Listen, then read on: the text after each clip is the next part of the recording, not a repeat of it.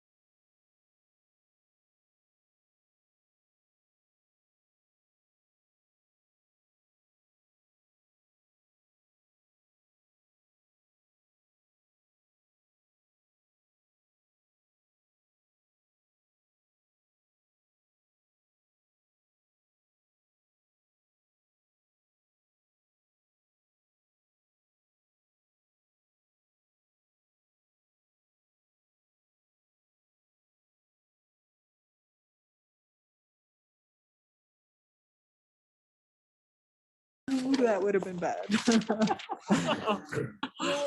Hey, do they have any idea what caused the fire?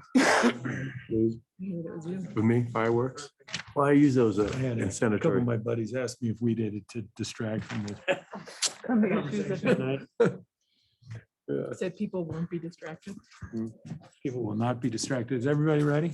I'd like to call to order the work session for the town of Breckenridge, September 28th, 2021. It is 3 p.m. We're going to begin with a presentation but from the school district. But first of all, anybody that is here for public comment for short-term rentals, that will occur this evening. You're of course welcome to stay and hear our whatever discussion that we do have, but we will not be asking for public comment until the 6 p.m.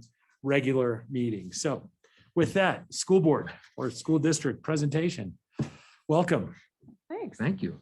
Is it okay if I stand? And do I need to talk? And I'll need to talk into the mic, correct? Yeah, you do. Yeah, so you can, Pull that out. there's a podium over here. Or maybe I can't. Yeah, you probably better. Still need a microphone. You just pull right out. There you go. Sorry about that. My name's Roy Crawford. I'm the interim superintendent of schools at Summit School District, obviously. And Mary Kay and I really appreciate the opportunity to talk to you folks, give you the information about our strategic plan, the strategic direction of the school district. We are making a concerted effort to get out into the community, to present the plan to community members like yourselves, okay? And so we know you've got a lot on your agenda, probably your head's spinning about a lot of things that you've got to deal with tonight. So we appreciate the time to present this to you and answer any questions you may have. Vision, obviously. I wanted to start this by saying when I decided to apply for this job, when the interim position came open, one of the things that I saw on the website was the strategic plan. And even though last year was a challenging year for the district, one of the brilliant things the district did was develop this plan, get a lot of community input on it, and set a clear direction for the future of the district. So for someone like me coming in, it really is helpful that this plan exists. From my point of view, it's brilliant, and that's coming from outside in terms of the content of it, the direction of it. The intent I think is extremely for what it's worth in 45 years in the business. And again, as a superintendent of schools, this document that we're just going to highlight right now, and it is just a 35,000 foot view, is really Mary Kay uses the term North Star. I've probably taken away some of your presentation, but the North Star, that when the school board meets, when the district advisory committees meet, when the school advisory committees meet, the district leadership, the principals, that we're making our strategic direction our focus. And if it's not our focus, there better be a darn good reason why we're dealing with issues that aren't directed by the plan, to keep us on task. And I'll add one last thing before Mary Kay takes over, is to make it sustainable, that the strategic direction of the district transcends the leaders, it transcends the principals, it transcends the superintendent. It is the guiding light, okay? And I think it's really, and I use the term brilliant, that the school district has taken this on and adopted the plan and has set this direction. So with that, Mary Kay, and I think I may be a couple slides ahead. So we've gone through the update. We're good. Okay. So a little bit of what we wanted to share. Thank you, Roy, for that introduction. This is the same PowerPoint that we shared with teachers on their welcome back before school started. And Roy and I have been really intentional about we keep saying we're on our information tour and going around to different stakeholders and sharing the same information that we shared with school staff, because it's important for everybody to see the same message and to see the work that we're starting to embark on. I've been with the district for 25 years. I've lived through a couple different strategic plans. This one was a little different. We really spent a lot of time listening to the community, listening to our parents, listening to our children and our students. They had a big part in giving us information about the graduate profile and about the strategic plan. So, and as Roy had this really guides all of the work of the board, of school leadership, of our district accountability, our school accountability, our teachers and staff, and our learning community in the whole county. So that's what's important. So we're going to share the same video that we shared with the staff before school started. Like I said, we engaged with CEI, who is Colorado Education Initiatives, and it was great to have them as a partner, because it allowed the school district folks to be participants and not have to worry about facilitating and running the groups and doing all those things. The teachers, the principals, our parents could really speak into the process and really be a participant. So we can go on to I think the next slides of the video.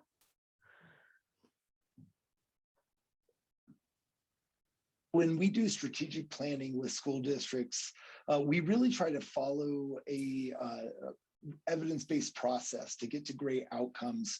And we think that the Cotter model, Dr. Jim Cotter, has a model for changing big change. And what we always try to do is start with what is the reason that we're trying to change? What is the impetus for new plans? And that impetus starts with a really bold outcome. And when we work with school districts, we help them design and develop a graduate profile. It's a statement, an audacious, aspirational statement for outcomes for students. And the graduate profile in Summit County kind of creates that sense of urgency. What are we changing to? What do we need to get better at if we can deliver upon those outcomes? The second thing we want to do is create a guiding coalition. And we did that through we did 14 community listening sessions in Summit County, including 4 with the Spanish-speaking community, to really find out what are the needs, what are the wants, what are the desires of the community for the district. And then we pulled together a steering committee, a representative steering committee with students and teachers and parents and community members and district administrators to kind of guide the development of the strategic plan.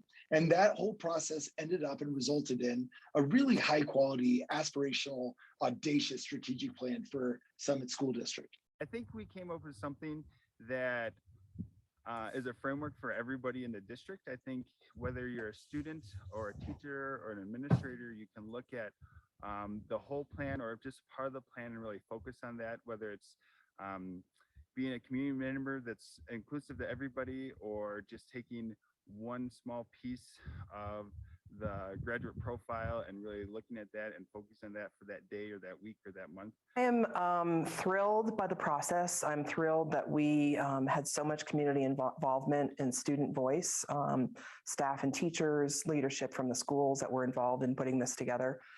You know, I'm excited to see how this rolls out. With the 3 pillars, I think that we really hit on the most important things for our kids. Teaching and learning and social emotional is what I would call pillar 1. Really looking at our systems to make sure that they are equity seeking, pillar number 2. And then number 3, it's very near and dear to my heart, is this community involvement and parent partnership piece. And I think maybe in Summit County specifically, or maybe I'm biased, but I think that is going to really support the work of our district and you know, ultimately be a huge win for our kids. When thinking about the strategic plan process, one word that really sticks out is collaboration. From the listening tours to working with all the different schools and taking consideration of our unique community and all the strengths, the needs, and the opportunities that take place here. And this is not just one person's plan sitting behind a desk saying, here we go, let's go do it. It's been built from the ground up and collaboratively explored and put into place. The exciting part is the work that needs to be done. We're going to do some work as a staff to understand the strategic plan and the parts and what we want to develop with our students. And then we're going to empower teachers to go back into their classrooms to work with the students. And there was student voice in creating the plan, so it should be meaningful to them as well, because it wasn't created just by adults to tell kids how they should be, but had student voice in the creation. So yes, throughout K-12, we will be working this year to familiarize everybody with the plan and what it looks like. And then district with teachers, you know, working on training so that we understand how to implement these practices. A lot of times people will ask me, what do we do next? Well, you do the next 3 steps in the Cotter model. The first one is we're going to go out and tell people about the strategic plan and reorient people to where we're going as a district. That's really bringing people in so that they have co-ownership and really buy into this plan and see how they can help deliver upon the promise of the plan. Then you're gonna, as a district, identify what are the things that stand between us and the eventual outcomes of this plan. And we're gonna remove barriers where possible to enable more profound action. And finally, we're gonna try to generate some wins right now, some short-term small wins to let people know this is possible. And we can do this together. So that's what we're trying to do this year, get people to get really familiar with the plan, get people to buy into what they're going to need to do in order to get to that plan, and then generate some short-term wins.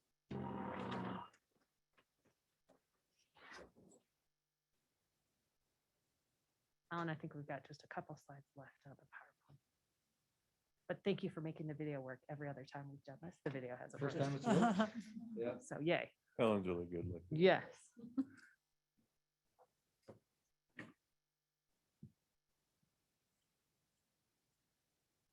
Yeah, so as you saw, so this is a little bit of the time frame as we went through. We started in December and worked feverishly from December to the end of May and June, when, as Alex talked about, we pulled together, had those listening sessions, pulled together the steering committee, and looked at some data. And some of the things that we either heard at the listening sessions, we heard from some of our Hispanic families that they don't feel quite so welcome at school.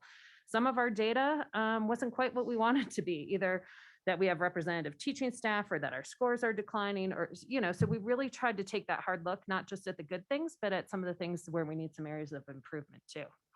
So as you heard Kate talk about, this was really a slide that was up when Kate Hudnett, our board president, was talking. We really came down to three main pillars. Focus area one being that academic and personal success, also talking about social emotional development in that first pillar. Focus area two being equity seeking systems and really making sure that kids get what they need. We know kids need different things. And how do we set that up? How do we provide systems and supports and structures that allow kids to get what they need? A second language learner needs something different than some of our gifted students. So, and to keep that in mind. And then focus area three was really that, how do we leverage the great family and community partnership that we have here in Summit County to be that large learning community and to support that our children have that outcome that we want for them when they leave school. And then this was the audacious statement that Alex talked about. So this was the graduate profile. And when we did this as part of the steering committee, CEI in their infinite wisdom said the adults couldn't talk. They had the kids present, they had the kids really talk about, what do you want to leave Summit School District with? We had students from Snowy Peaks and from Summit High School. And they really came with these 5 main attributes, which you can read underneath their more descriptor. But they talked about being courageous, being globally aware, growth-oriented, prepared, and curious. We had some fun with this, and hopefully you guys will see this out. We did t-shirts with those little icons for all of the staff at the welcome back. Principals are starting to do activities with this. We did some recognition at our last principal and instructional team meeting for recognizing people for having these attributes. So this is something that we just want to see this be a growing, living document of how do we live these attributes as not only for our students, but also for our whole learning community. And I think, Helen, that may be that. So that's it in a nutshell. We come to share that information with you guys and to tell you where we're at. And we'll pretty soon be asking people to volunteer and to help us out on some of the committees and some of the work we'll be doing. Roy and I talk about, this was a lot of work to get to this point. Now we're doing the really important work about how do you do this? How do you not make it feel like another thing? How do we embed it into all the work we're doing, all the state requirements we have, and make sure that we have this be our North Star and we stay, how are we doing on time? Have our North Star stay really focused and stay on what we know is right for kids and make sure that we do that. And a critical next step, and then we can take questions. A critical next step is we will develop under each of those 3 focus areas. We sometimes call them pillars. We'll make determinations about where we want to really drill into those focus areas and have subcommittees of those. And those subcommittees under each of those will then develop specific action plans of actions we want to take, timelines for that to happen, how we measure success. So the real work is in those action plan kinds of documents. And as we think about this, those action plans are not around what adults will be doing. We want the action plans to be around how will this really impact children in classrooms? That's the ultimate outcome. Sometimes it becomes about adult works, adults will. But the end game is children will, students will, okay? And so the action plan's focused on that. So those will be our next steps. And you may be hearing about some of that as we recruit people, as we try to get community expertise to serve on those and so on. So those are that's our most critical next steps. And we'll welcome any questions if you have any. If you don't, that's great. But if you have them, that's great too. Anyone? I have one comment because I just got this email today that asked like, we need someone to represent us on DAC. And I just deleted it. I didn't understand what it was. I didn't know what DAC was. It said that you had to be at school these certain times and things, but for people, for parents, I think that a lot's happened since the strategic plan was rolled out.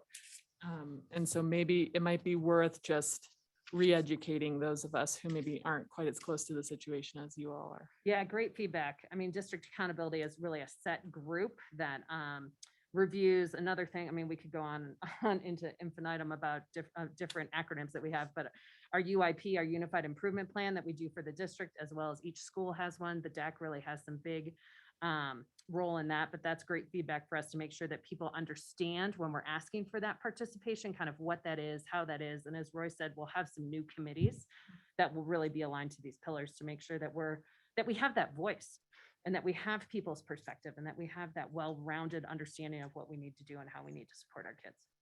Good feedback here. Yeah, thanks very much for the plan. I think it's awesome. How are you guys doing for housing for your teachers and your staff? That's a good question. I wasn't expecting that one. Maybe I should have been, huh? We don't know is the true answer. We're developing, we did a survey like 4 or 5 years ago on where our staff was with their housing and their housing situations. And the vast majority were pleased and okay, but that was 4 or 5 years ago. Sure. And so what we want to do is the new teachers that we brought in have housing. They're satisfied with their housing, but it's not sustainable.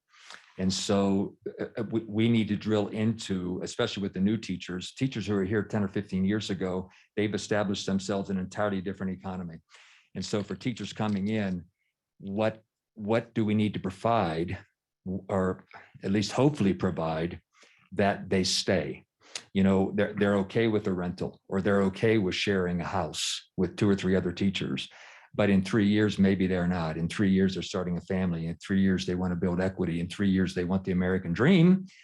How do they get that in Summit County? So right now, as a temporary, we're good in terms of where they're living, but that's not sustainable in terms of attracting and retaining good staff. I would imagine a bigger challenge would be the staff, since, you know, like a lunch lady is probably a little bit lower paying job than a teacher. So Yeah, and we are, you know, the board worked really hard these past 2 years to get us up to a $50,000 base for teachers next year. Mhm. That meant an 8% raise last year, and I think it'll be about 5 or 6 next year. But it is, our pay isn't, even though we're one of the higher paid districts in the state, we also know our cost of living is that Yeah, high. yeah. So we do have a couple, like Roy said, we're gonna repeat that survey. We do have 2 or 3 units in Blue 52, and we didn't have people lining up around the block to get into those. Maybe because they're not pet friendly or different reasons, but definitely something we need to continue to take a look at. But we haven't had the number of applications that we've had in years past. Things are becoming, people say, you know, I can't afford to live here with the salary you're offering. So it's a challenge for us too. I mean, we're short every position, you know. I think we have all of our classrooms filled right now, but it's been a struggle. But in answer to the second part of your question, for food service, for bus drivers, Yeah. for paraprofessionals, those people who are making, you know, they're in the $15 an hour to the $21 an hour. Boy, that's a crapshoot. Subs, you can't find subs. Substitute teachers. Yeah, that's a major issue right now. Yeah.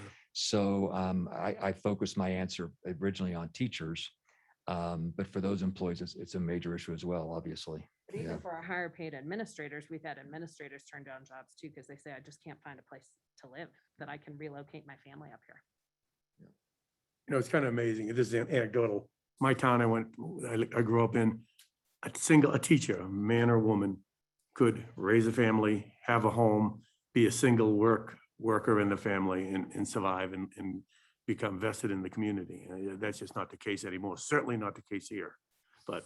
And we see too, not that you guys haven't done great things for childcare and supporting that, but we see when teachers start to have one, two, I mean, two kids kind of becomes the point where they're looking for that family support. They don't have that here, that it really just becomes more difficult. And sometimes they choose to move to a different location where they have more family support. Other questions? And Ray, as you know, it was a pleasure meeting with you the other day. And as we discussed earlier, we're always a very willing partner if you have ideas around housing. Well, the board, when they, of course, we're gathering a lot of data around our own school needs, et cetera. Okay. And that can spin and spin and spin. Okay. There's a point where, you know, there has to be action. And so I think that's where the board is. When they developed their subcommittees at the last board meeting, two board members volunteered to not to be a housing committee, but for those two to really work at that. And what those solutions might look like and what the partnerships with the community might look like and what the communities need. I think the challenge is right now that different communities are approaching the problem in different ways, combined with the county. And so where do we fit into that? Sure. Because we want to be at the table, but whose table when? and under what conditions? So I think that's something we've got to work through and think through. Yeah. You bet. Well, available anytime if you want to give me a call. Yeah. And I appreciated that, Dick. Yeah. Yeah. Anything else? Thank you so much for joining us. Thanks for Appreciate it. It's tight fit, isn't it? Thank you. Okay. Yeah. MK, thanks. Thank you. Take care. Thanks, Roy. Thanks for Yeah. taking care of the kids. We do our best. You do well. Can anyone be a substitute teacher? You can, sure. A lock picking class. I know. Awesome. I'm not Knife so sure handling he can, skills. just so we're clear. You know what? Some real good life lessons there. You have to take the back, those off your back. All right, we're going to move on to planning commission decisions. Once again, anybody that's joined us after I gave my opening remarks, we will be taking public comment at the 6 o'clock meeting. So you guys obviously welcome to stay and listen as we're going to break for an executive session tonight. We have some other business to attend to, so you'll be asked to leave the room at that point, but obviously feel free to sit and listen to normal business at this point. So planning commission decisions. Hi, Mark. Oh, sorry. Eric? I have a quick question. What do you got? So with BGB, the questions that were asked to all the commissioners in number 6, open space, does the commission support awarding 6 points for a fee simple dedication to the town of the designated 4-acre wetland area? What does fee simple mean? Can we ask this question? Yeah, but let's let Mark answer it, or I'll answer it Okay. for you. That's all I'm not going to ask any follow-up. I just am curious. So about what a is fee simple? Is Yeah. Legal title to the land. So you have fee simple title to the lot that your house is built on. Huh? It includes all the various things that title to real estate involves. So it's not a leasehold, it's not anything like that. It's actually ownership of the land. Yep. That makes sense to you? Yes. Mhm. Thank you. Good enough. Thank you. I didn't mean to make people nervous. No, we're, it's just that I know. they're just at that point that we're not allowed to talk about that application at this point. Nervous, but we wanted to see where you were going with that. No, it's just- If Tim doesn't have much time left, let's make it easy on him. Thank you. Tim. Other questions on planning commission? Mark, to give you a quick update on the vacancy. Yeah, please. So Christy Matthews Lydell had to resign last week. Some of you may have heard that. So we now are recruiting for a new planning commissioner. We'll have that out for several weeks. We'll probably come to you guys for appointments on I think the October 26th meeting. Just wanted to make you aware of that. And if you're aware of any good candidates, please send them our way. We've got an advertisement out, but they can contact our Peter our Gossage. office. And, he lives outside town limits. Thank God. Yeah. So yeah, they have to be a town resident living within the town, but When do Yeah. applications close? got 2 or 3 weeks, I believe. Peter Joyce has got nothing going on, Oh, no right? kidding. What else is he gonna do? Yeah. Great. Thanks, Mark. All right, legislative review. Tim, first one is a short-term rental cap, I think Brian's got the memo. which will be second reading this evening.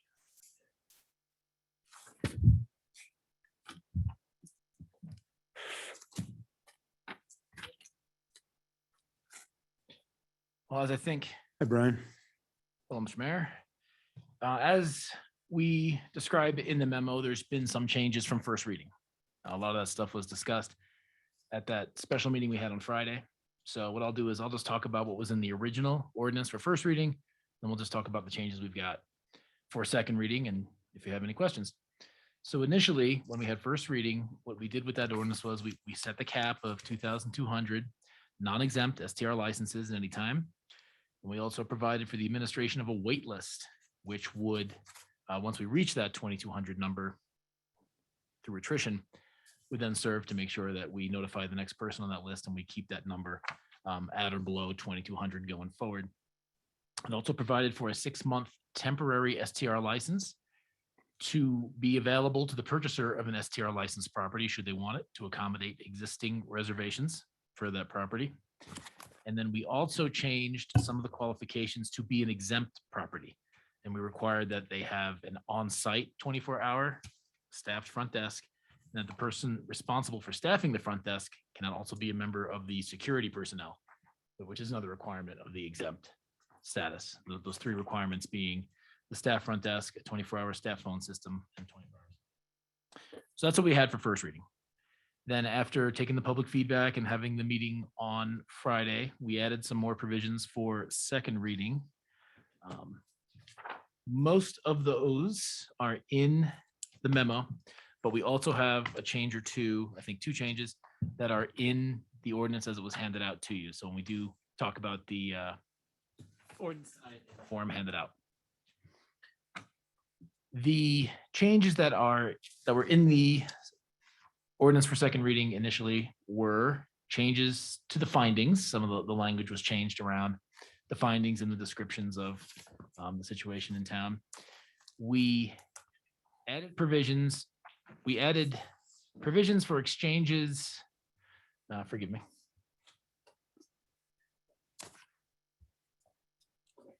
We added several categories of exempt transfers.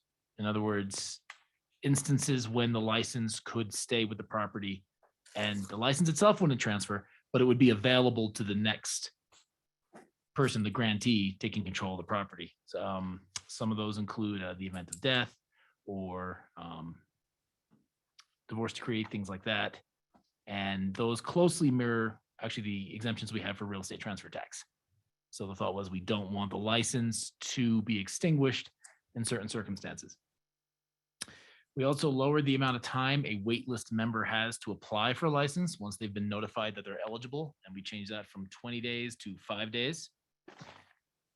And we also provided that units for which a building permit was issued and in effect on or prior to September 14th may apply for a license within 20 days of receiving their CO.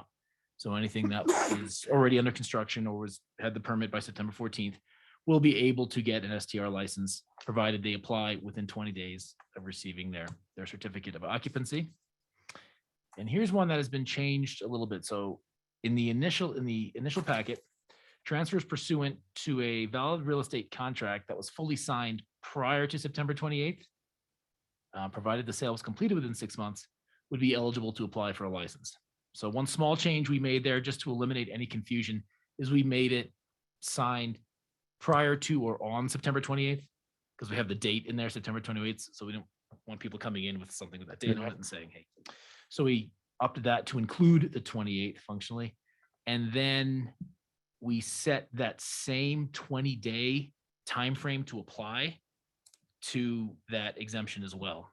The language before kind of just had it dangling out there, where you'd be eligible to get a license if you had your real estate contract signed and executed by the 28th.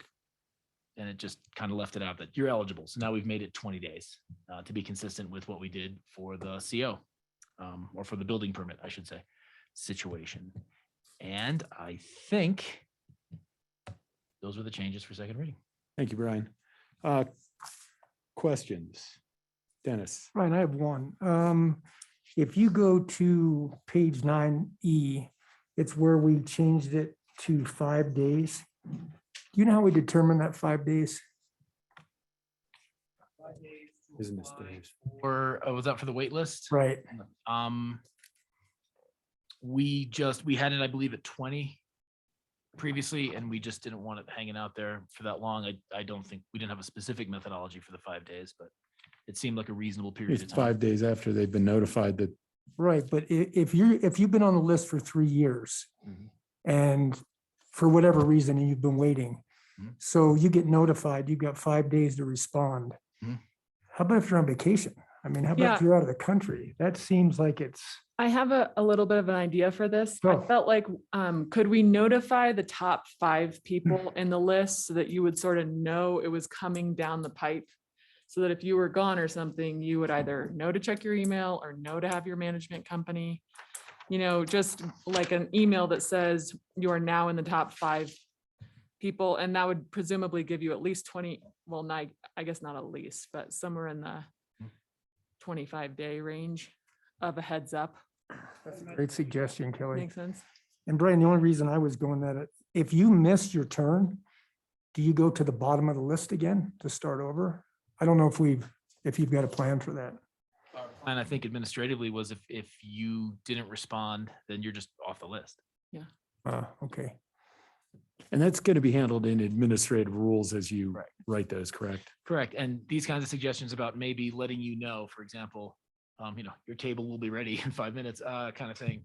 It might serve to give people the heads up. And that's something we could handle administratively.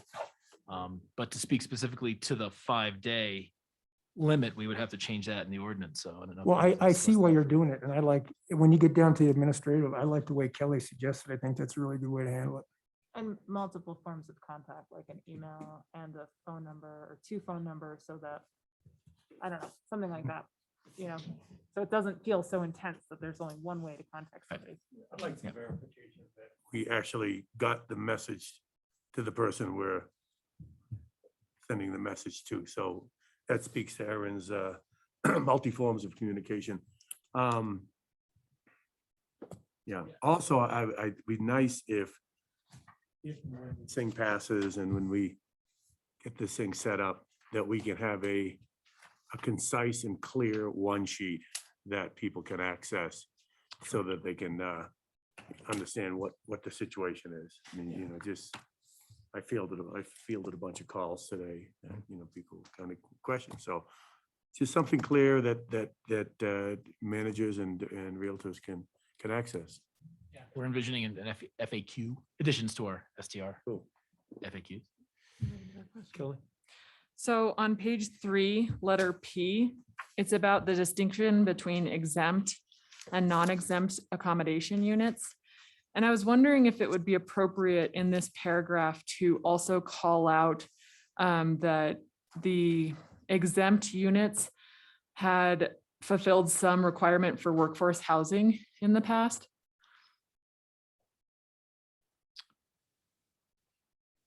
I'm not familiar if that creates an exemption. I don't think I'm following, Kelly. No, it's Just not. wants to bring attention to that, right? I think that's a difference, an important distinction between exempt units and non-exempt units. And we list the exempt and non-exempt units about front desk and 24-hour phone line and private security. And I'm just considering whether it would be appropriate there or whether we should include it in the ordinance somewhere that discusses how exempt units have in the past fulfilled some requirement for employee housing. Oh, yeah. They're all different.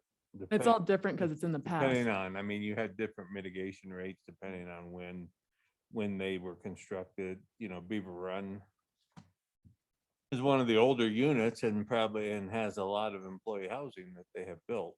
And then you have others that were built more recently prior to you having the 35% mitigation. So their numbers are less. New ones will build more. So it's different levels of build. But they've all done it, okay. I don't even know if they've all done it. That's the problem with adding this right now. We need to make sure. Maybe we could say in the, yeah, I see where you're going. Because there is a different set of rules for that group and when they're being developed and. But They're Yeah. currently required to, if there was a new, for all new building, right? Is that Yes. right? Oh, yeah. So that's, I don't know if there's a way to word it. It's new building or change in use. So, Yeah, like if it was retail and it was converted to right. restaurant, then they would be required to have more. Kelly, this part you're reading from is the finding section of the ordinance, which you can think of as the background. And I did it in such a lengthy fashion is so that to explain to a court, if need be, the rationale of the council in getting this ordinance done. So it's all just background. It doesn't change anything, not in this finding section just explains. So if you don't mind, let me think about this and see if I can figure out a way to address your concern between now and second reading this evening. Okay, thank you. Carol, anything? Just one question with our special Friday session where we debated some of the exemptions. I thought we landed on having the exemption for new construction language mimic the date that we use for the real estate contract being fully signed. And I don't know if in practice it impacts any properties, but just so the kind of deadline, the date is similar for contracts being signed and active building permits. You're So, referring to the 6 month, Carol? No, she's referring to the 14th compared to the 7.1. 28th. so just changing that till September 28th. I thought we did make that distinction though during that meeting. You did. We did say the 14th for new construction and the 28th for contract for real estate. I mean, we could change it if you want, but that's what we came up with on the Friday I don't meeting. know if it impacts any properties, and I was just to Won't make any difference. Okay. No. so I mean, it's we fine can tell as you is. right now that there's roughly 71 active building permits that would have access to, and that was the same then, the 14th. And I mean, by making it to the, you're being a little more liberal by allowing it to go to the 14th, but it's. 28th. But you would allow, yeah, I don't know that there's any new ones that have come in since then, right? But we did change it, so it's no longer 18 months, right? It's just, okay. It's just CO now, It's right? 20, 20 days after CO. We took out the time period. Uh-huh. Yeah, because I got a couple calls from Yeah, folks. because that that's were a good in distinction. long builds. Other questions? Consistent. Okay, so the plan for the evening then is to do pretty much exactly what we did last time. We will take whatever length of public comment we need to. I will open the floor to the council prior to public comment. So we'll do reading of the bill, staff report, questions of the staff. I'm gonna let the council discuss first if you want to. Then we'll go to public comment and then through the regular stuff we normally go through. So if that's at 12 with everybody, that's the way we'll do it. Same thing, I'll just get the sheets from the back. I'll call names off. If they're not eligible, I'll probably give them a try, but who knows? And we will just do the same thing, no question and answer with the crowd. This is time for public comment, not public Q&A with council. So it'll be exactly like the last session. So Eligible, you mean available, right? available. Yeah, okay. Sorry. Just everybody's eligible. Everybody's eligible if they're here or not If is they're the here, question. yeah. So that is that. Anything else on the cap? And then Eric, you might also mention no Zoom comments. I know it's. There are written no in our Zoom agenda. comments. Yeah. We have not been taking Zoom comments. That is correct. And I thought I would just go through some of these exemptions that we made prior to our discussion before public comment, just in case anybody shows up that was going to make those comments again about death of a, wills, divorce, that kind of thing, that they would know that that was already taking 1031, that kind of stuff. So, okay, general tax provisions for first reading, Brian. This is, I guess you might call it major housekeeping. It doesn't change anything in terms of enforcement practice, but it is, as you can see, a pretty big rearrange of the title. And Heather did a lot of work on this and worked with Tim very closely on it. And maybe the best way to describe it is provisions that were common to all of those different tax areas, to the different funds that collect tax. Pull them out and you put them in kind of this introductory section. So where we could do that for things like interest rates and penalties for delinquent tax and things like that. Now it's in that first chapter, chapter 1 of the title, so that you only have to read it once and it's not provided for in the different subsections and the different areas in our code that provide for the collection of tax.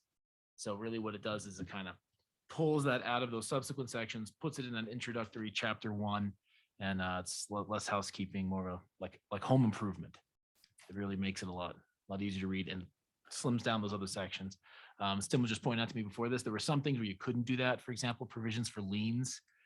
Those are different for real property than they are for personal property. So you couldn't standardize that and put it in that first chapter. But everything else that was standard across the other sections is now in the chapter 1 and should make it a lot easier to understand. Excellent. Any questions for Brian? You read the whole thing. Do you have any edits that you need to make? I would call this major housekeeping. Okay, we're on for first reading for general tax provision. Preliminary agreement with FERC. This is a resolution. Rick? Well, you know, for some time, we've been talking about the concept of a nonprofit campus up next to, on the McCain property by the where we're doing the current housing project up there. And you have seen us set aside 3.5 acres around that area that we're calling where the pond was for this nonprofit site. The one party that is ready to go on this thing is FERC. And Peter Joyce is here representing FERC. He's on their board. But what we want to do is enter into a memorandum of agreement between FERC and the town that will allow us to move forward under certain conditions that will eventually lead to a more formal land lease that we would do with FERC for a 50-year period with the option to renew for an additional 10 years for the purpose of building a 15,000 square foot FERC complex on that, within that building that would serve, you know, their food market, pantry, market/pantry, the thrift store, all of their administrative offices, plus some is proposed shared office space with Building Hope and potentially the care clinic within that building. Yeah, so if we, there's a resolution here. If you approve the resolution, then it'll give me the authority to sign that memorandum of agreement. Questions? And I just also want to add that you will have the ability to look as the landlord to approve the initial kind of site layout and design of it, because, you know, you care about what that's going to look like up there on that. So we'll get you some early sketches here. We've already had some recent meetings on how the layout, how the circulation is going to work, and we like the progress that we're seeing. So. Dick? Yeah, a couple questions. Pete, is it finalized that you're going to be subletting to the community care clinic and Building Hope? I mean, is that your intention? Pete, you need to talk into the mic. Not to quiz you. I'm just curious. Peter, come down here so the mic.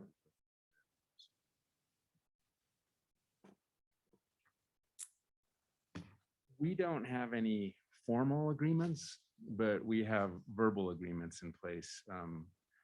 We're further along with Building Hope because they've been a partner from the very beginning.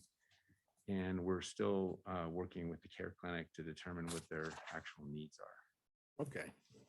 But no snags at this point. You still feel like it's moving forward in a positive way? Yeah, it's been moving forward really well, actually. Great. Our whole design team has been terrific. The town's been a great partner. Gorman has been a terrific partner.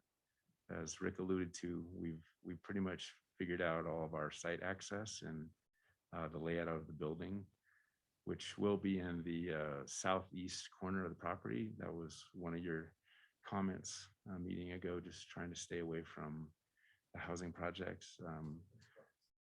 And the trucks, and actually the site access really worked out terrific, because now the trucks are gonna come in off of yet to be named road. Road name is that main road. Yeah. Stan Miller Boulevard.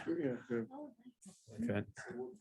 And then we'll stay at that east end of our building and kind of wrap around, and there'll be a loading dock to take care of food. And then it'll just swing back out. So we'll never get into that parking complex that's not only for FERC, but also shared with housing. The yet to be named housing project out there. Out the Verde 2, I guess you're kind of referring to. Bergeron Flats. And does it stay right around your building, or does it go all the way over to that third pad and come back out, the access? Just by our building only. Just want to make sure there's not. It really worked out great. collision. There's no conflict with any of the parking on the site, and no conflict with traffic on the two roads, people coming and go. Excellent. Yeah, and I ask in the context of just kind of site planning.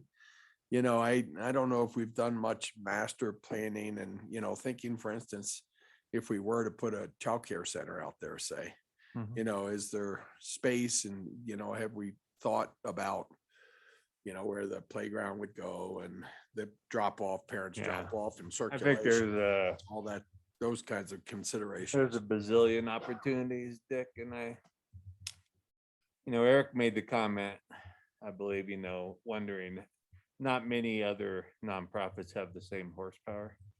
The FERC Sure. does and can do some of these things, or the commitment, I think. Sure. From some of these people to help with that, but you might, there's 3 pads there. You might want to secure one of those sooner than later. For 5 years down the road or something like that. For childcare or Yeah. something like that. I mean, what a Just perfect secure it. location, right? When Yeah. we're gonna have the amount of housing we're gonna have at that end and how it's gonna, Well, maybe we could reach out to DOLA and see if they would, put up some money for it. They when offered. there's some really cool amenities being planned at the housing site out there that, you could, it's just, it's a really a neat opportunity, I Yeah. think, yeah. Well, it makes sense to have childcare out there because it would keep people from coming in town. It's less cars coming in town. Yeah, we don't have anything on that end. Yeah. It would be a really cool site when you see how this whole thing's coming together. I just, I'd like to, build that into the master plan in a little bit, and just make sure that that would work and which of the other 2 sites would be best for childcare. And it just try to leave as many options open as possible. and for actually the all where we're sites. designing that input for like the semi to enter, you could really get kind of almost a drive-through type thing to allow if you were doing that. So there's opportunities there, but we shouldn't, at some point we wanna, I don't think it's critical now, but we might want to discuss that further. Sure. soon. I just want to make sure it's in the planning loop so that we don't miss opportunities down the road because I know you're open to it, Peter. I just, it's. There's It's still just- some concerns raised, there's concerns raised by the BOCC that, this was done on a little too much of a vacuum, and that has there been adequate collaboration countywide to ensure that, services will continue to be met, et cetera. And we've committed, Shannon, she didn't have enough to do, has committed to working with, FERC and the county and others to make sure that we continue a, kind of a collaborative planning process on how this will kind of unfold as we work through the development and that, so. But Sounds like Brianne just did extensive studies on listening to the It goes needs of the unfinished. clients and her staff. So I feel really confident and We felt that our messaging was pretty good, but apparently it wasn't as good as it could have been. So we're just looking at it as a challenge to get the word out even better. But we have done, or Brianne specifically has done a lot of studies, and I think we mentioned this last time, but there was a lot of information at the last meeting. the biggest surprise is not only the shift of people moving here because of the housing available in the town, but the amount of people that travel through and to Breckenridge for work. So that I don't remember the exact percentages, but I think it was pretty close to 50% of our client base, might have even been slightly over, actually come into Breckenridge or live here or will be living here. So it's a really big number. But I think what we're hearing, and certainly what we've been hearing with all of our recent projects, is just the uncertainty of knowing exactly what's going to happen in the north end of the county is probably a bit of people's heartburn. So I would really encourage FERC to, I know that Brianne had some great ideas on a mobile unit or a building or something, but I think just not knowing is what makes people so nervous. So, the sooner that you guys can figure out a plan for that north end probably would help relieve a lot of that consternation. The tricky part for us on the north end is not the commitment. The commitment has always been there. And I think maybe that message didn't get out as strongly as we had hoped. We've never, the board has felt very strongly about always having something there, figuring out exactly what it would be and who our potential partners might be. Can we work something out with one of the towns, with the county? There's a lot of development going on in Silverthorne, so there's a lot of possibilities for us to network and create some partnerships there. And that's what we're focusing on. So there will definitely be something going on there. We would never abandon the north side, that's for sure. What is your timeline if everything went smoothly? When do you think you would be able to open doors? Well, our timeline, right now we're working with Suzanne on the design. The big push was to get the site access figured out, both so we could figure out how our building would look, but also so that we don't slow Gorman down on this second phase. So we think that we'll probably have some preliminary designs in, I would say, 45 to 60 days to bring to council. Rick talked about that a moment ago. That's part of our agreement with you, is to make sure you get a first look and approval of how we're moving forward with the design. So we'll make sure and take care of that. After that, we hope that we'll be talking to planning in February, and that we'll be doing a building permit application probably in March or April, and then start building in June or July. Okay. That's our rough timeline right now. Okay. That's thank you. awesome. Yeah. And we want to Break ground. start building those other. Kelly's 3-story units. Eric, coordinate with Gorman. Yeah, we are going 4-story now. Maybe 6. With the childcare center? Yeah. Thanks, Pete. That's really, it's really exciting. Yeah, well, we really appreciate you guys' partnership. It's been really terrific, and you don't see all the stuff going on that staff helps us with, but it's a lot. They've really been super helpful. Thanks. Shannon has been definitely leading the charge and helping us on that. So a lot of kudos go to her to keep things moving for us. You want to fill in for me tonight? No, I'm a little rusty. Yeah. You guys good with this? Any Yeah. questions on anything? No, I was just going to ask Rick. Thanks, Pete. Yeah, you bet. We're getting more evacuation orders, so. At Breckenridge. Right direction. No, it doesn't. At all, which is a bummer. We have a state trails grant request by resolution and low. Rocks off of Rock Island, is that part of this? Pretty much. Hello, Mayor and Council. Our open space program is applying for a state trails grant in partnership with Summit County.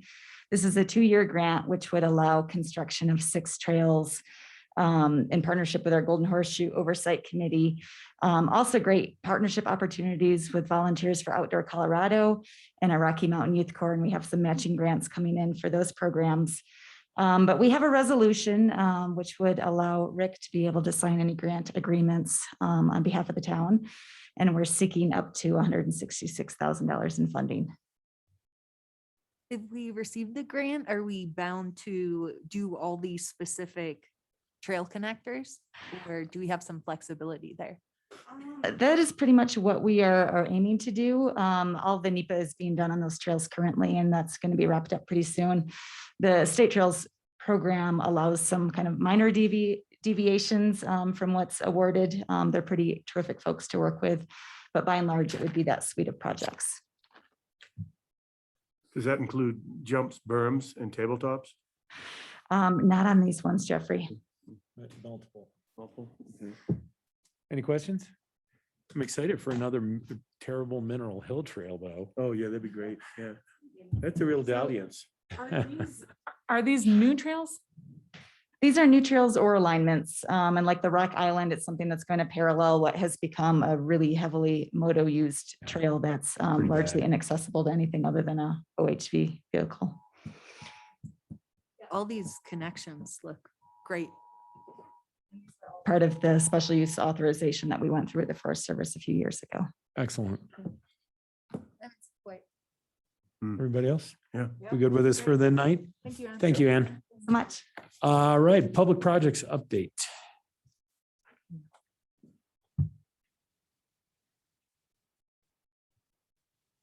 We need more trails. What connectors and fixes? Everybody? Hi. I do not have anything additional to add to the memo, but I'm happy to take questions. Sounds like the Tarn's going well. It is. You're getting ahead. We're slightly ahead. It's awesome. So we got to add in a little additional work to get us a faster start next year. Great. You know, if you have gill lice. Is your? You definitely do. Are we starting to fill the Tarn yet? When's that start? And then we'll be up to the right depth by October 15th-ish. Okay. Oh, that's soon. When do they want to start blowing snow? October That's a 16th. secret. Oh. Terry's secret. Ah. I mean, you know when they start. I don't know why it's a secret. You hear it You can hear immediately. it, so yeah. It's okay. The white stuff falling out of the sky. Yeah, I think it's based on temperature. I don't think they have a firm date at Breckenridge that I'm aware of. That makes sense. Any other questions on any of this? What are we down to on the parking garage? How many days? 24 days. Dang. Wow, we should have a countdown calendar like So you Christmas. guys need to It's make like sure idea. that that we will be doing Wake Up Breck as part of the ribbon cutting on the parking structure the morning of the 11th of November, Thursday, the 11th of November. Send a calendar request. We'll be planning, we had a meeting today, we'll be planning some big kind of Veterans Day. Wake Up Breck celebration with the mugs and That's Veterans Day. at the. and I'm a we're doing it veteran. At the parking structure, cut the ribbon and Sweet. Yeah. Ceremony parking of the Vespa. Yes. Cool. Cool. Awesome. the ski area opens on the 12th. Wow. Right. Did I get that right? I think so. Have we Yeah. started to discuss management yet? Parking structure? Management of it? Yeah, and the fees? Mhm. Okay, We Okay. can do an update at the next meeting. if you great. like. That's Yeah, I'd like to know where We we're, just settled on all those. okay, great. I'd like to know where we're falling. So yeah. Yeah. Perfect. Parking and transportation, that's pretty much the structure. Anything else with transit? You know what? Anybody have a question? You want to know the fees now? We have it. I mean, it's quick. Yeah, I do. Okay. I do. If you all recall, the fees in the winter are set by the ski area as part of our negotiated deal for the land. So we have a, Weekend. Summer is peak us. Periods, right? And did we end up going with incentives for staying later? Like, remember how we were? no, you talking just don't about- get charged. You won't get charged if you stay all day? No, so Oh. you pay from start of ski day to end of ski day, and then it's free if your car's already there, correct? That's what Oh, we- okay. So here's what we settled on, and I will, I just want to give credit and to the ski area because, because we did work together on these. They did, they could have just said, here's what we want you to charge during the winter. but that wasn't how that went. It really was a discussion back and forth. So $20 a day, holidays and peak days, $10 on non-peak days. Wow. There's a $5 discount for carpooling. And that is consistent across all of their parking areas, and that will be done through a QR code. So if people come and they have 4 people in a car and they want the carpooling discount, they have to pay through, they call it tap and ski at their other parking lots, but they scan the QR code and they pay that way, and that's how they get the discount. And we had several conversations about how we could make carpooling work in the parking structure, and it's really the way to do it. It would have been hard for us to do it any other way, and it is consistent with their other lots, so that's helpful too. How many people make it carpooling? 2 or? 4. It is 4, so you have to have 4 people. You have to have 4 Okay. people. Yep.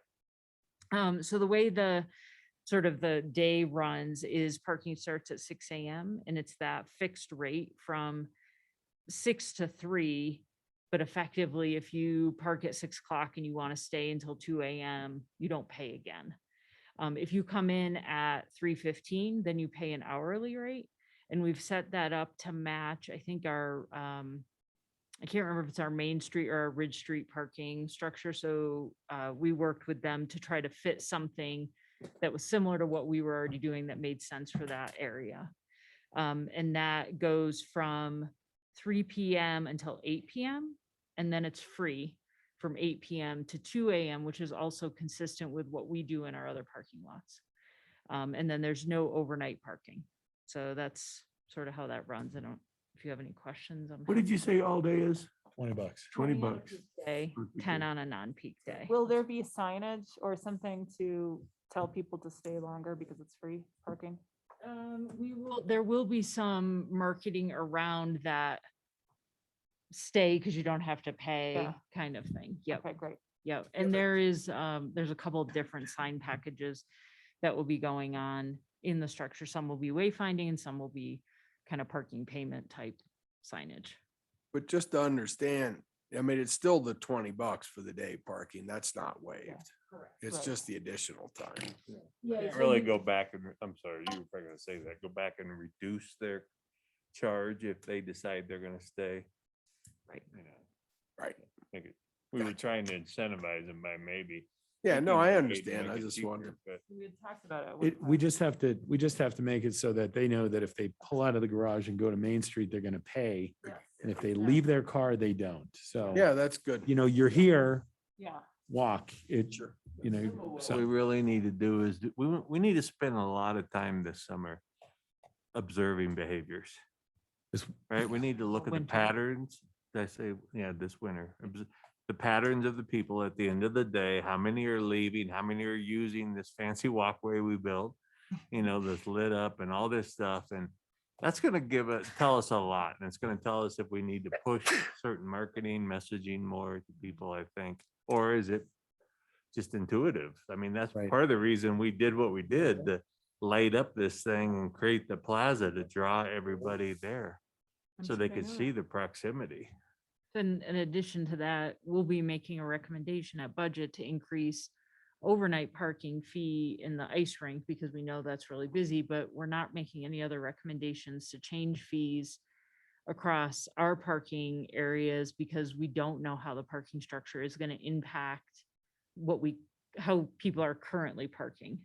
So we need some time to see how behaviors change, you know, before we make any changes. The only thing I've consistently heard is that free after 3 in employee lots is difficult. Mhm. It needs to be free after 5. Because what's happening is first shift leaves, second shift shows up, No parking. and there's no parking because it's free after 3. If you show up at 4, there's no employee parking left. So Yep. that's the one thing I've been consistently hearing. Yep. Got it. And what are considered non-peak days? So I'd have to pull it up on their calendar, but I think there's some ambiguity to how they set those, right? The holidays are set, but their peak days are going to be your weekends, your sort of holiday weekends that spread across more than just a Saturday, Sunday. March, yeah, right, a large portion of March. So, but they are sort of subject to change, so it's not set as, sort of these particular days all season long. But I mean, the whole ski business is demand pricing, so I'm sure they'll look at their reservations and. And that's how it should be anyway. Yeah, it should. Yep. We would agree with that, I think. Yeah, when town's busy, we want to Yes. make this incent the people driving up from Denver. So Shannon, they set the dates and the fees. Do they get the fees in the winter? And we get them in the We summer? share a percentage. They get the fees from 550 spaces in the winter. And we get the remainder. So they get like, I'm gonna say, so they get 60%, we get 40% roughly, but And it's a that is- little different than that. That's after we pay the bills for it. That's of the The net net. profits. It's net profit. It's of the net, not the gross. Winter, God damn, winter only, summer, Polaris. 100%. That was the deal struck for the property, for the 50-some year lease. Thank you. How much were the gondola lots last year? I think they were 20. I don't, I'd have to go back and look at my notes. I'm not sure they changed that pricing. I think it may have stayed, or maybe it was 18. It went up a little. It went up a little. I thought it was over 20. That's the only reason I asked. No, It was it a may- Beaver Run's like yeah. 30. Beaver Run is more expensive and Staples is more expensive. Other questions for P&T parking? Thank you for that, by the way. Yeah. It's excellent. All right, thanks, Shannon. Housing and childcare update. And Corey? Hello. Hi. Back. Have any minutes in your packet, but we did have a quick update for you on the Landing Locals Long-Term Rental Incentive Program. We've been coordinating with the county on trying to collaborate on a program that we could launch soon for this winter season.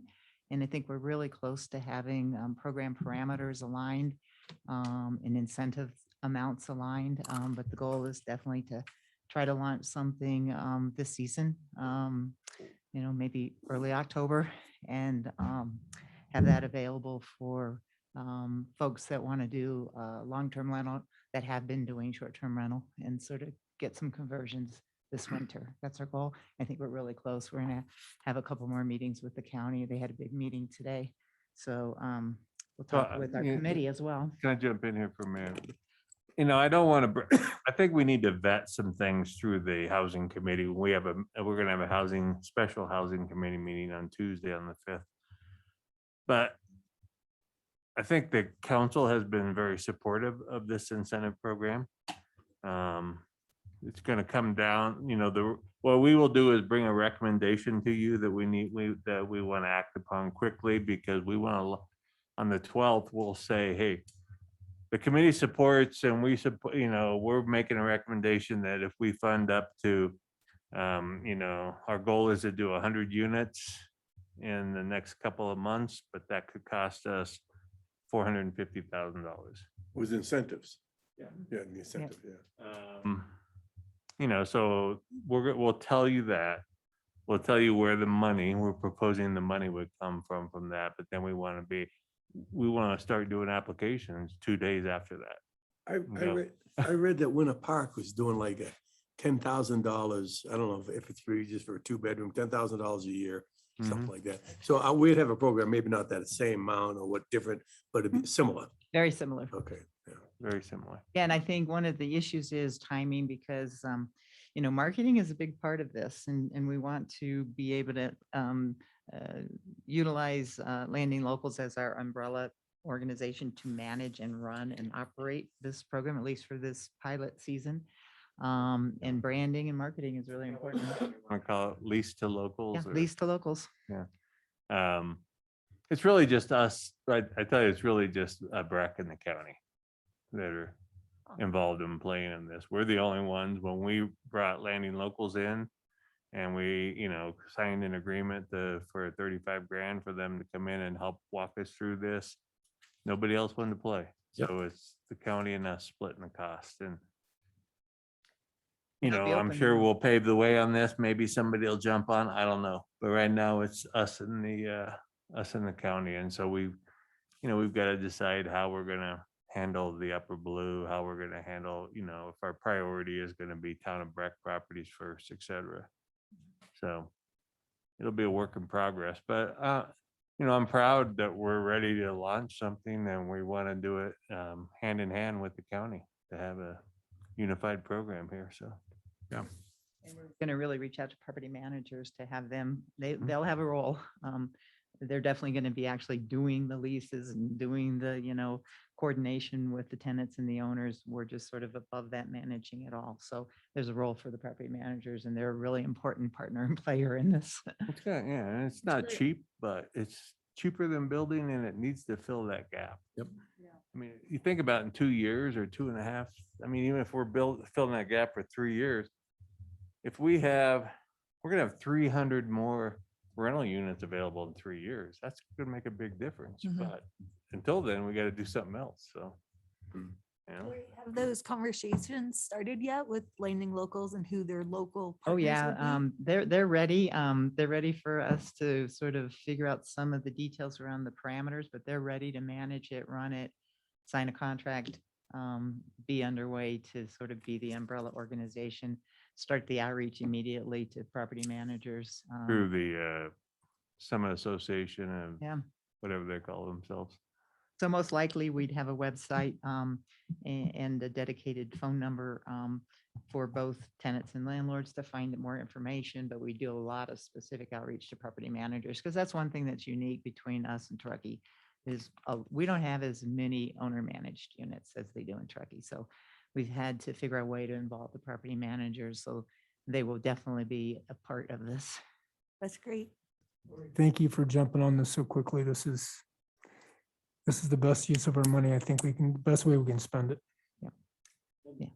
And the guy that's leading the charge or the consultant, he's an ex Airbnb executive. Yep. So his idea is to form a platform similar to that, but for. He knows some long-term stuff. leases. Lori, I'm just interested in maybe you guys talking about the possibility of having some sort of a permit for long-term licenses, just so that we can sort of do a better job of tracking the gaining or losing, losing, the gain or Losing. loss, the Good losing. English. We've had a lot of debate about that. Mhm. and, it's one more license to administer and, I'm worried about, not wanting to create a headache for people. I'm almost wondering if it's worth, and somehow we incentivize people to come in but because we have no idea what that number is, and it's important to know it. Yeah. Well, I think if they're getting, at least through this program, if they're getting paid, that is incentive, right? Well, yeah, that's one, We but would that's be only the tracking that ones that are anyway. participating in the program. And one of the requirements to participate is you have to have we only want to take current STR licensed properties and You convert have to them. be an STR property. Yeah, so if you're a current long-term Right. renter, you're not going to be able to just come and do this program and get paid extra money. It would be, but to Kelly's point, that I agree, it would be great to know. Well, I think even just to Exactly what the know in makeup 3 is. years, whether this program is actually netting us 300 or not, I think we need some sort of a, single lease that we provide an incentive for. Yeah. We will know so maybe exactly maybe how that's good many enough. units we Because convert. they have to be active short-term now in order to qualify, because the whole thing is converting them from short-term to long-term. First phase, and we're sort of, this is sort of a pilot first phase, to get it up, get it running. We anticipate there'll be a second phase where we might expand it more Uh-huh. once we get through this season. So the primary focus right now is get leases for this winter. Yeah. And then we revisit it in the spring and see if we need to change it to people that have been renting long-term and need some incentive or something. But for this particular pilot phase, it's all about short-term rental conversion. any concerns come to mind you want us to address as we're putting this together? Because we're going to be working quick on it, so. Making sure that anyone is eligible and we don't have requirements based on status. Only, requirement is going to be 30 hours of employment for business located in and serving the county. That's it for the tenant. I think it would be helpful. So just thinking this through. I know we can't promise this indefinitely, but could we secure it for 3 years or something like that? Like, is that part of the communication or the dialogue? Because I don't know, like, I just don't want to mislead anybody that this is in perpetuity for the length of owning the unit. Well, there's lots of things that we're putting in to incent people to participate right away this season, a sense of urgency. But we are noting that it's pilot and we're going to be revisiting it, evolving the program. Because, we're going to have people that are already leased up and they just don't have the opportunity for this particular season. Maybe we do accept a January through April lease if they're already leased for Christmas right now or something like that. But I think we definitely want to evaluate it after this first push and We may keep not it be able going. to- We may not do the same money in year 2 that we Right. do in year 1. Yeah, we'll keep an eye on it, see how successful it is as is. Thank you. I think it's great. Yeah. Yeah. Any other questions for Lori? Thanks, Anything Lori. else? All right, financials.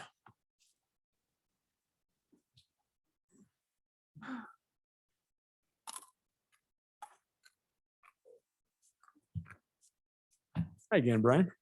Hello, sir. We'll be talking a lot of financials at our next meeting, so I don't want to steal too much of the surprises, but really there aren't that many surprises. As you guys can see, the revenue recovery has continued. We're holding the line on the budget. You'll see some of the budgeted expenses in the general fund are catching up a little bit in terms of their relation to budget. Actually, have gone over budget a little bit as we are starting to fill vacancies, as opposed to holding them open like we were over the past couple of years or budget cycles anyway.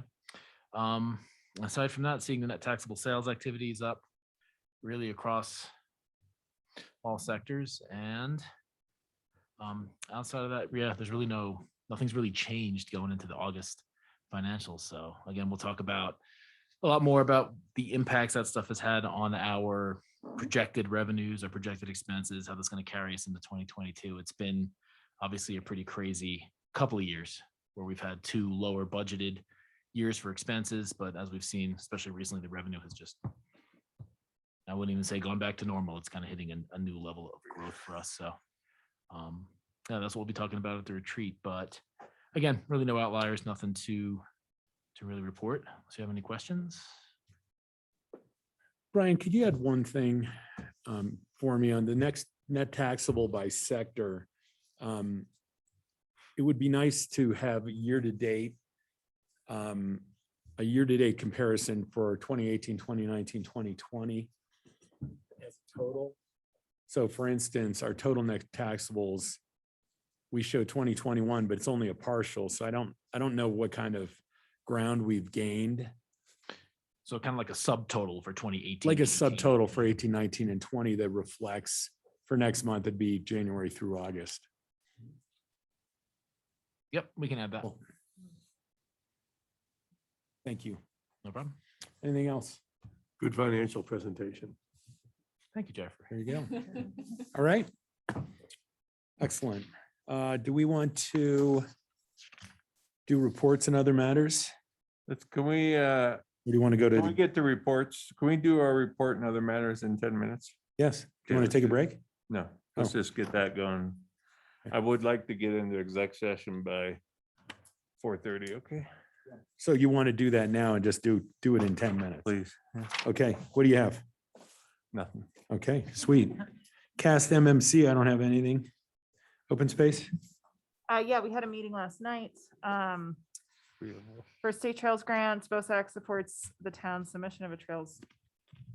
We talked about that already. The majority of the meeting was spent with DTJ Design and their subcontractors. We broke up into 3 different groups.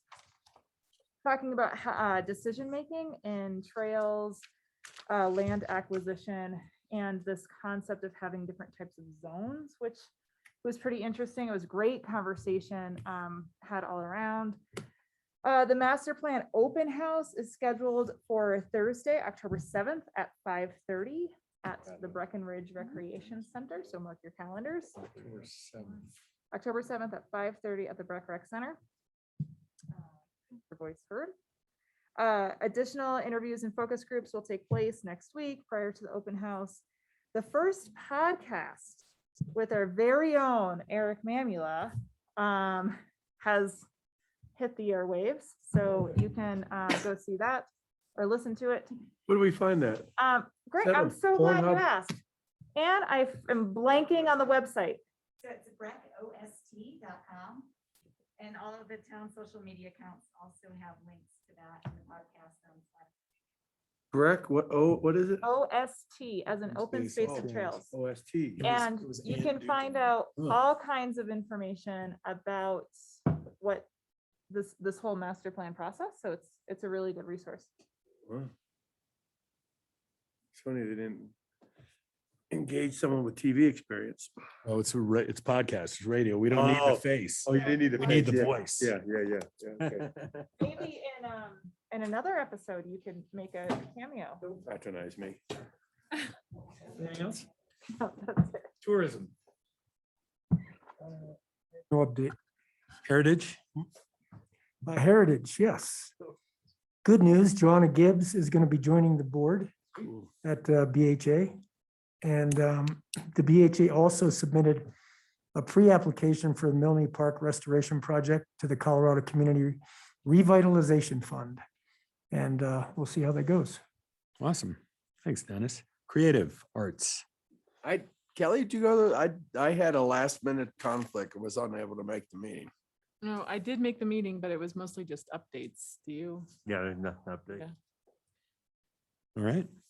Events, We have a meeting next week. childcare, No meeting.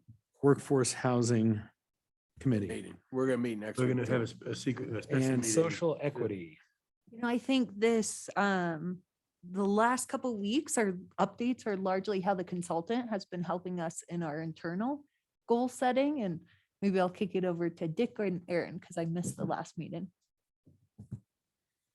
Yeah, we're making a lot of progress with the structure of our goals and tasks and mission. And, we're, I think, really starting to get some foundation in writing and to a point of identifying tasks and prioritizing. So we're making progress for sure. Excellent. It's good. Anything else? to add, Aaron? I have nothing to add. Killer. Thank you. Other matters.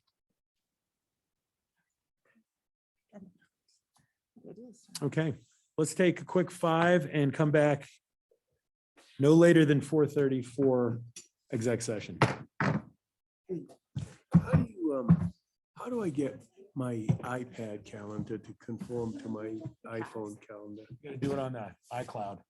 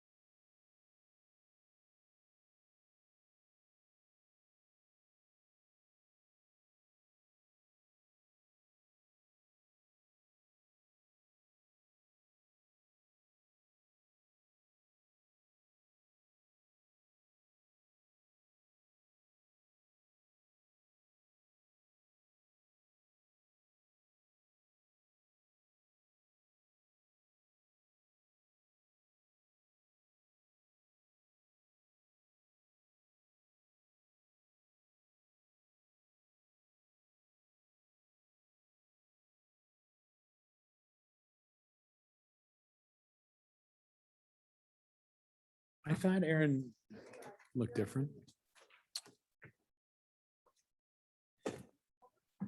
Yeah, now we don't have to do this now. Oh, early. It was a long time ago. Okay, unmute and let's do this.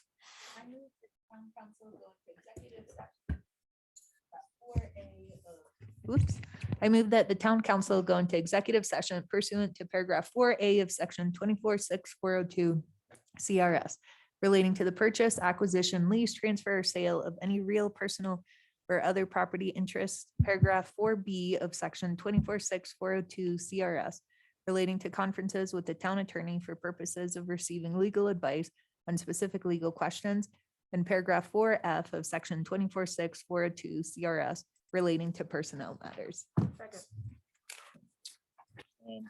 Motion has been made for the town council to go into an executive session pursuant to paragraph 4A of section 246402 CRS relating to the purchase, acquisition, lease, transfer, or sale of any real, personal, or other property interest. Paragraph 4B of section 246402 CRS relating to conferences with the town attorney for purposes of receiving legal advice on specific legal questions.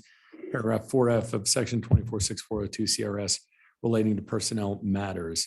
The subject of the executive sessions include, number one, a confidential discussion with the town attorney concerning legal issues relating to Council Bill number 26, Series 2021, entitled an ordinance amending Chapter 1 of Title 4 of the Breckenridge Town Code concerning accommodation unit licenses, placing a limit on the number of accommodation unit licenses, making miscellaneous amendments related thereto.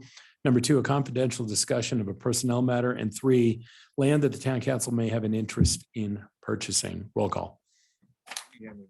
Mr. Coon? Yes. Carlton? Yes. Ms. Yellow? Yes. Mr. Bergeron? Yes. Ms. Owen? Yeah. Ms. Sade? Yes. Mayor Mamula? Yes.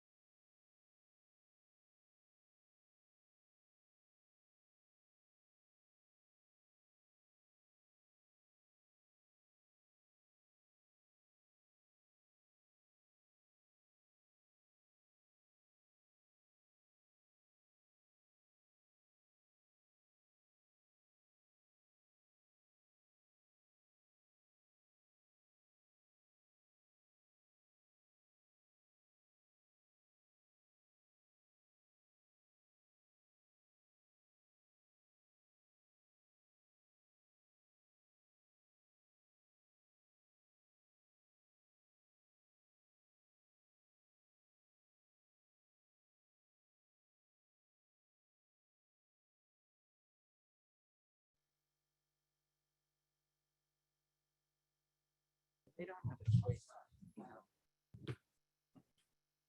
No, Aaron said I didn't.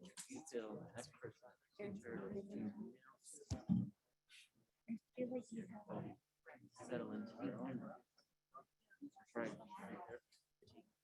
Changes, I don't like. I say- remember here and then bring it back to the clinic, so I don't know. Implementation of overlay district. It's funny since my schools. Like, oh, put one of my nicer Meeting in October and just leave it at that and just say they're planning to do that. It's still in that nice and newer. Yeah. Because what we would discuss is we'd bring them to the So they're, the fact that I can say they're planning on it because they are. And then if they change their minds, we'll end up issuing. I would have like a couple months. Nuanced release. Yeah. Yeah, that's, 1 mug, 2 mugs, yeah. They don't use the mugs. And they're like in a cupboard that's not easy to reach. I know. That kind of hurt. But I mean, I never.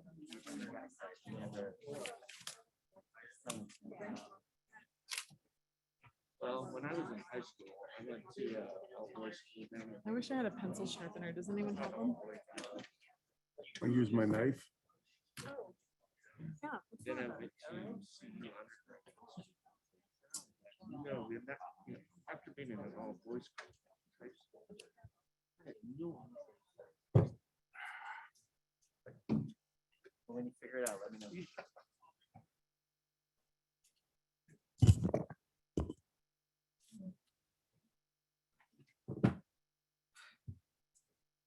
Very little house on very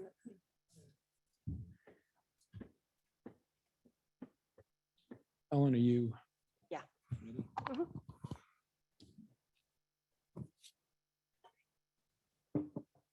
gonna protect me with that? Yeah, well, you need sharpen a pencil.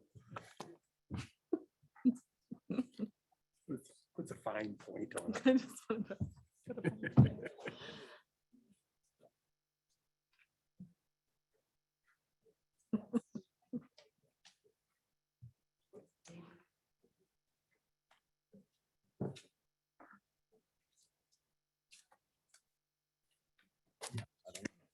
Mess your power up.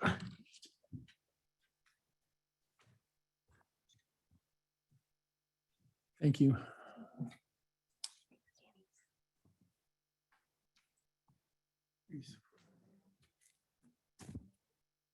Like 4.5. I'd like to call to order the Town Council of Breckenridge meeting for September 28th, 2021. It is 6 PM. Roll call, please. Ms. Sade. Here. Mr. Conklin. Here. Mr. Bergeron. Here. Ms. Owens. Here. Mr. Coon. Here. Ms. Giello. Here. Mayor Mamula. Yes. Approval of minutes for September 14th and September 17th, 2021. Does anybody have any corrections, changes, deletions, additions? No, minutes stand as presented. Approval of the agenda. Rick? No anything changes. there? All right, we start with communications to council. These are not what most of you are here about. These are non-agenda items. There's a 3-minute time limit. If anybody has anything that is non-STR related, please come up to the mic and Hold on a minute, Eric. We got it. Huh? Somebody have something playing. So you can't have Zoom on in the chamber. So if anybody's got the meeting on Zoom, please shut it off. Thank you. thank you.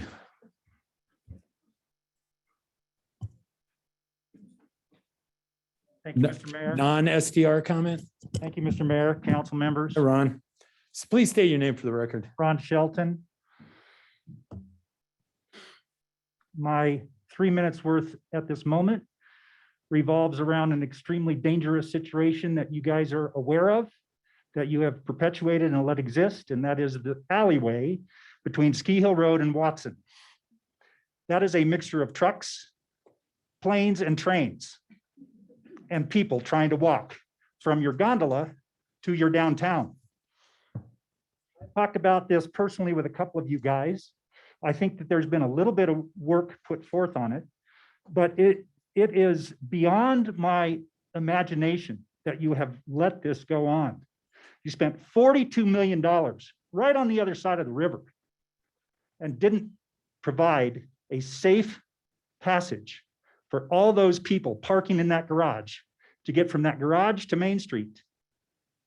And all the people going from the gondola to Ski Hill Road and downtown literally take their lives in their hands amidst shuttle buses, delivery trucks, and cars going to your parking lots. And there's a little pedestrian path in that alleyway. I am pissed about this, in case you couldn't tell. I figured. Okay, it's been going on for way too long. That is what's important.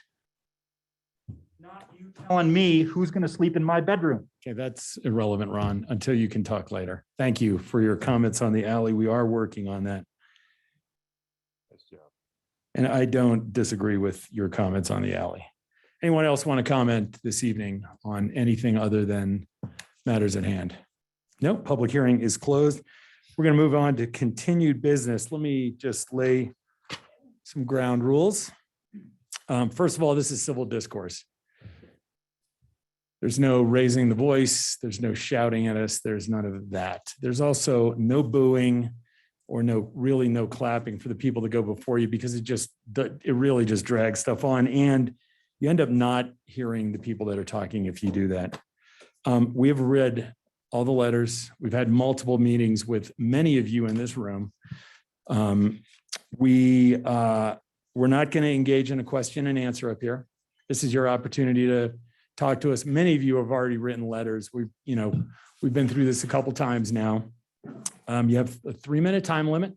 There will be a timer up on the screen, and I will cut you off at the 3 limit mark so we can get through, probably a good 3 or 4 hours of comments again.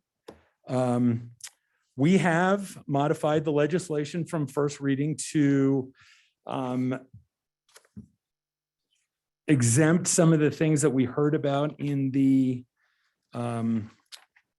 first meeting. Among those, transfer of title, if the grantee is a member of the grantor's family, that sort of takes some of that by death stuff that we talked about. Transfer of title to real property from a grantor to a trust established by the grantor. Transfer of title to real property from a grantor to a limited liability company or other form of business entity recognized by Colorado law, so long as the grantor has a controlling interest in such limited liability company or other business entity. Transfer of property between the same parties creating or terminating a joint tenancy. Transfer of title or change of interest in real property by reason of death pursuant to a will, the law of descent and distribution, or otherwise. Transfer of title to make effective any plan confirmed or ordered by a court or competent jurisdiction under the bankruptcy code or in any equity receivership proceeding. Transfer of title without consideration for the purpose of confirming, correcting, modifying, supplementing, transfer previously recorded, making minor boundary adjustments, removing clouds of title, granting what rights of way, easement, or licenses. Transfer of title pursuant to any decree or order of a court of record, quieting, determining, or vesting title, including a final order awarding title pursuant to a condemnation proceeding. Transfer of title between spouses or former spouses made pursuant to a separation agreement, decree of legal separation or dissolution of marriage. Transfer of title if required to obtain compliance with applicable law concerning like-kind exchanges. Transfer of title pursuant to a valid real estate contract that was fully signed up to and including September 28th, 2021, if the transfer of title occurs within 6 months of the signing of the contract, and if completed license application is filed with the town not later than 20 days after transfer of title. There's also an exemption for new construction. Owner of a residential structure for which a building permit was issued and in effect on September 14, 2021, may obtain an accommodation license for such structure if a completed license application is filed with the town not later than 20 days after a CO of such structure is issued by the building department. So those are some things that we added. If some of you have not read the newest round of the legislation. Couple other quick things. This is not my side brought more people to the room, so we win. We've gotten a lot of letters like that, a bunch of people showed up, so That's just not, this is not a vote. This is not, we do appreciate everybody's comment, but whoever brings the most to this kind of discussion doesn't, necessarily win the day. At our Friday follow-up meeting on the 17th of September, which many of you were there, we did discuss moving forward with an overlay tourism zone, and we would like to continue those discussions fairly quickly after we finish with what we're going. Again, I think the main thing for this evening is this is civil discourse. We are all neighbors.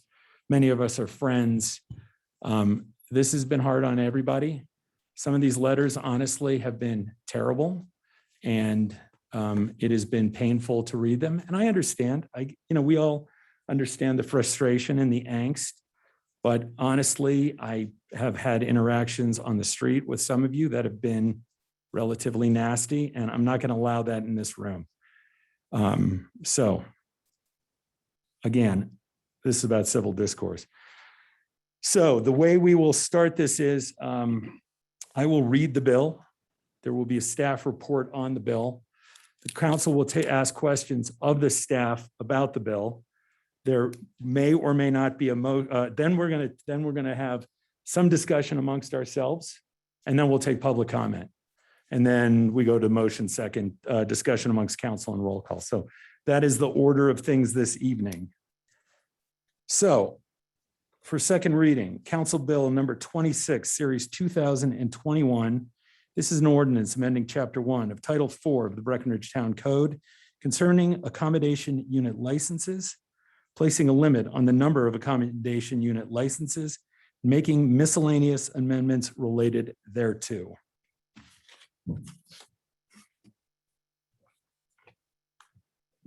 Oh, Brian, thank you.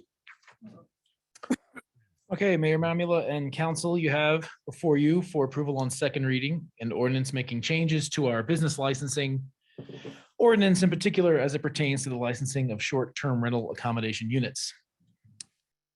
There were certain provisions in this ordinance for first reading that I will go through here, and then I will list the changes that have been made for the ordinance as it stands tonight in the form handed out to you earlier today. For first reading, the ordinance treated exempt and non-exempt short-term rental license properties differently. One of the changes was it changed the qualifications to be considered an exempt property. In order to be an exempt property, you have to have 24-hour on-site staffed front desk, 24-hour security, and a 24-hour phone system. On first reading and the changes that are still in for second reading, it specified that the front desk must be on site and that the security personnel cannot be the same personnel that are manning the phones. And that pertained to qualifying as an exempt STR property. For the non-exempt short-term rental properties, on first reading, the ordinance set a cap of 2,200 non-exempt STR licenses at any one time. It provided for the provision of a 6-month temporary short-term rental license to the purchaser of an STR licensed property upon their request. The intent behind that was to allow for existing reservations to be honored, again, up to a 6-month time period. It also provided for the administration of a wait list of applicants for STR licenses when the number does drop below the 2,200 limit, and how we would provide for the first party in line to be allowed to get a license. That was the total changes that were submitted for first reading. After the special meeting on the subsequent Friday, staff was asked to incorporate for second reading a few more changes. Some of the findings have been modified at the beginning of the ordinance. There are provisions for exchanges of property that would be exempt and would allow for the grantee in particular cases to apply for a new license. The license doesn't transfer, but in the cases of the circumstances that the mayor just read, the grantee would be allowed to apply for an STR license outside of the 2,200 cap and associated wait list. We added an amount of time that a person has to apply for a license after being notified that they're eligible from 20 days down to 5 days. So that's part of the administration of the wait list. It was 20 days once you were notified, but has been reduced to 5 days here on second reading. A unit for which a building permit was issued and in effect on September 14th may apply for a license within 20 days of receiving a certificate of occupancy. And then also transfers that are pursuant to a valid real estate contract that was fully signed on or before September 28th, provided the sale is completed within 6 months, will also have 20 days to apply for a license. And that's consistent with the amount of time that somebody who gets their CO would have, 20 days. And I believe that is the sum of the changes to the ordinance from first reading to second reading. Thank you, Brian. Any questions for Brian? So Brian, there'll be, a set of administrative rules and such that will determine the details of the mechanisms in which, for instance, we're not going to just give them 5 days notice. They will have been notified that, that they were coming up and soon they would be the next on the list, right? And that'll all be taken care of in the administrative part of the bill. Right. I think, yeah, we talked about this afternoon, things like that. In other words, exactly how do we administer the wait list? What will the system of record be in terms of noting when the application was received? And then, like Kelly brought up, trying to let people know you're getting to the top of the list. So, look out for our notice, and then you will have 5 days. So we can kind of give them a little bit of a run up to that. And we'll have that in the admin regs, whether it's the top 10 or top 20. Well, those are the kinds of things we'll speak to specifically in the admin regs. Great. Any other questions for Brian? All right, does council have any discussion at this time? Or you want to wait till after? What's the timing of when we were talking about tourism corridors? Is that something we'll do in the next few weeks? Well, the first meeting of October is budget meeting, so that's pretty much taken. It would potentially be the second meeting of October that we would begin discussions about a tourism overlay is what we're calling it. And how would that work? I mean, I know we haven't decided. That would be in a district that would be short-term licenses would be allowed. Yeah, I don't think we've talked about it enough. We did talk about using the town's land use district guideline map to, call out some areas that Were designed for that. designed for that and to use those. So, there, honestly, Jeffrey, there's a lot to be Yeah. discussed about how to manage that, but Okay. anything else? All right, we'll just Go to public comment then. So let's have, we'll do this in groups of 5, and if you could just line up. First one, go to the podium. When you stand at the podium, please state your name for the record. And you have 3 minutes, like I said earlier. So Scott Fisher, Dave Garrett, Jim Schlegel, Leanne Migelski, and Mary Waldman. Are you Scott Fisher? I am. You can step right up to the mic. Thank you, Scott. Scott Fisher, not usually a public speaker, so bear with me and get through it as quick as we can. Didn't expect to be first either. So a couple of things. First, I absolutely agree. We've got both a housing and overcrowding issue in the town of Breckenridge that has gotten substantially worse over the last few years, but I disagree with an overarching edict that would penalize current owners and residents, possibly in the favor of corporate entities that would further exacerbate the problem or both problems if it's taken out of the hands of current residents and owners and put only in kind of a corporate realm in terms of new build. The proposed changes that have been put out there so far, I think are definitely a step in the right direction. The utilization of a tourist zone effectively for what it was originally intended to be used for, I think is kind of a no-brainer. I would take it a step further in considering that current owners and current residents would be grandfathered in and have the ability to not so much transfer the license, but have a new purchaser of that unit able to apply for the license, and then limiting the number of licenses on new build. By limiting the number of licenses on new build, it could actually drive some of that new build towards long-term housing, towards an incentive for long-term housing, an increase in the fees and taxes on the short-term rental licenses that are still in place could be used to fund some of those incentives and or incentivize some of those current owners to move to long-term housing as well. I've used my unit for both short-term and long-term housing historically. I've had great history with long-term housing or with long-term rentals in that place. So again, the current amendments, I really do think are a step in the right direction, but I think something that protects current residents and current owners is actually a much better path to go through to both influence new build and to get the best support from all groups involved. Thanks for your time. Scott, thank you very much. Dave Garrett. Fellow members of the council and mayor. I'm going to just talk on a few, I guess, issues with this ordinance or reading in here, and the fact that I think it's a total witch hunt on the short-term rentals in this town of Breckenridge. You have demonized us as your problems for parking, traffic, for workforce housing, and sorry, I don't have my glass on here.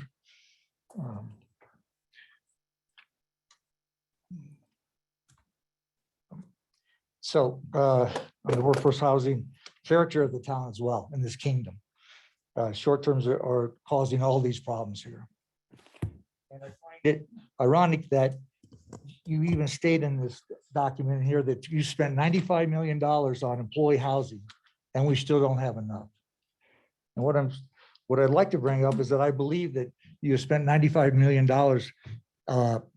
purchasing housing that people may want, but you're not put anything together that is for monthly rentals. And that's what this town needs is some monthly rentals that are available for these dishwashers, housekeepers, maintenance guys, et cetera. And so the only way they can get into housing is to buy some affordable place you call for $300,000 or $600,000. There's no rentals that are available that I know of that you've built.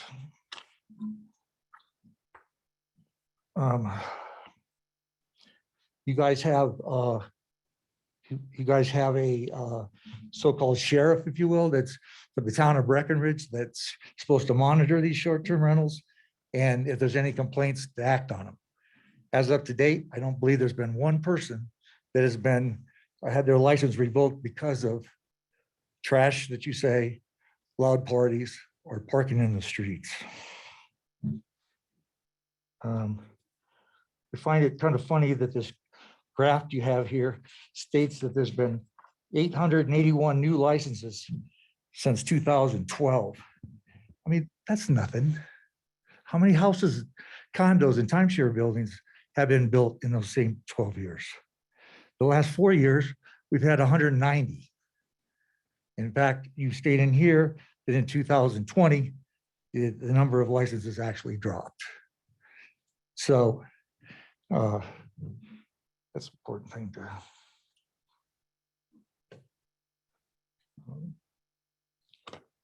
consider on that. That's time, Dave.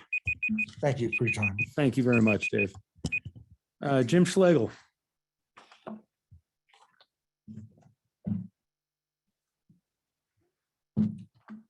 Hi, Jim Schlegel here. I'm a spokesperson for the Summit Association of Realtors. And thanks for giving me an opportunity to make a couple of requests. My first one is a big ask, but I would like to ask that you simply delay the approval of this ordinance. This ordinance and the conversation surrounding it has generated thoughtful ideas that need further exploration. It seems that with the amount of public opposition, this ordinance as proposed is not close to perfect yet.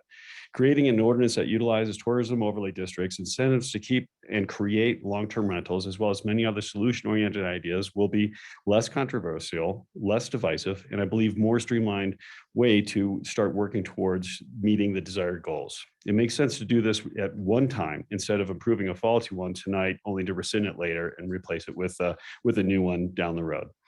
So that's a big ask. But second, instead of a town of a cap, the town might consider 3 levels of permits as the Summit County commissioners did today. It's a thoughtful solution backed. It's a thoughtful solution backed with data. The county is considering a permit level 1 for properties that are essentially primary residences, but the owner rents out 1 room or even the whole property on a very limited basis. Maybe over Christmas or what have you.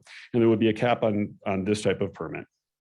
Permit level 2 would be for the legitimate second homeowners that use their properties, but also rent short term some, and a maximum number of nights renting would apply. I don't know what that number would be, but the county's working through numbers, but it seems like a reasonable solution. And then there would be a third level that is purely investment property, no nightly cap per year, but would be limited to residential zoning. While so there would be a cap on those type of properties in residential zoning, while allowing unlimited permits in the resort areas, like the 4 o'clock areas and such like that.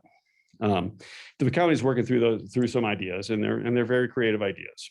And then secondly, I guess moving on towards, if you do approve this tonight, we ask that you modify the ordinance tonight to extend the date for properties to go under contract until November 2nd. It'll be a long time before new permits are issued, and those that are in the pipeline to go under contract in the next month should be allowed to have a chance to get a permit. There were several trying to go under contract last night before midnight, and that didn't make it, but are in the works. As of today, there are 62 pending properties. On November 2nd, I think it'll be about the same number as it is right now. Most of these 62 pending properties are likely already short-term rented. And so the net increase in new short-term rentals, if any, would be very, very low. My point is that by allowing this, town council would be conceding very little, but it would alleviate a great hardship on buyers and sellers that the sudden change in short-term rentals has brought to them. Thank you, Jim. Okay. Leanne? Hi, Leanne Magowski. Take time to find the correct solution rather than just doing something to passing a bill tonight. Limiting the number of STRs may have unintended consequences, which has happened in Napa Valley. Picasso has arrived in Breckenridge. The town will have no control over this. I sent you the link to the Breckenridge property that is advertised on their site. Many other companies are doing the same. Since launching in 2020, Picasso has initially focused on properties in Napa Valley, a town that had a limited number of STRs and has none available now. The founders are former executives of Zillow. They currently have 1 listing in Breckenridge. The LLC has a Virginia address and appears to be a residential home, not a corporate office. If you overly restrict STRs, they will sell out to companies like this. 1/8 fractional ownership. The house I'm referring to sold in 2019 for $1.6 million and has been placed in an LLC. It is now selling shares at a premium, $593,000. Multiply that by 8 and the house will sell for over $4.7 million. Who's going to regulate that in our neighborhoods? Picasso is a fractional ownership startup company that has potential to transform our neighborhoods. Timeshares in our neighborhoods have arrived and will replace short-term rentals. Picasso is a fractional home ownership model to purchase private houses and convert them into LLCs. Picasso and like companies then sell shares to these corporate houses to multiple investors, generally at least 8, each of whom can stay at the location for a set number of nights per year, so long as each visit is no longer than 2 weeks. Sounds like short-term rentals. Investors can gift their stays to friends or family or trade them to other properties within their organization. Who's going to monitor the gifting?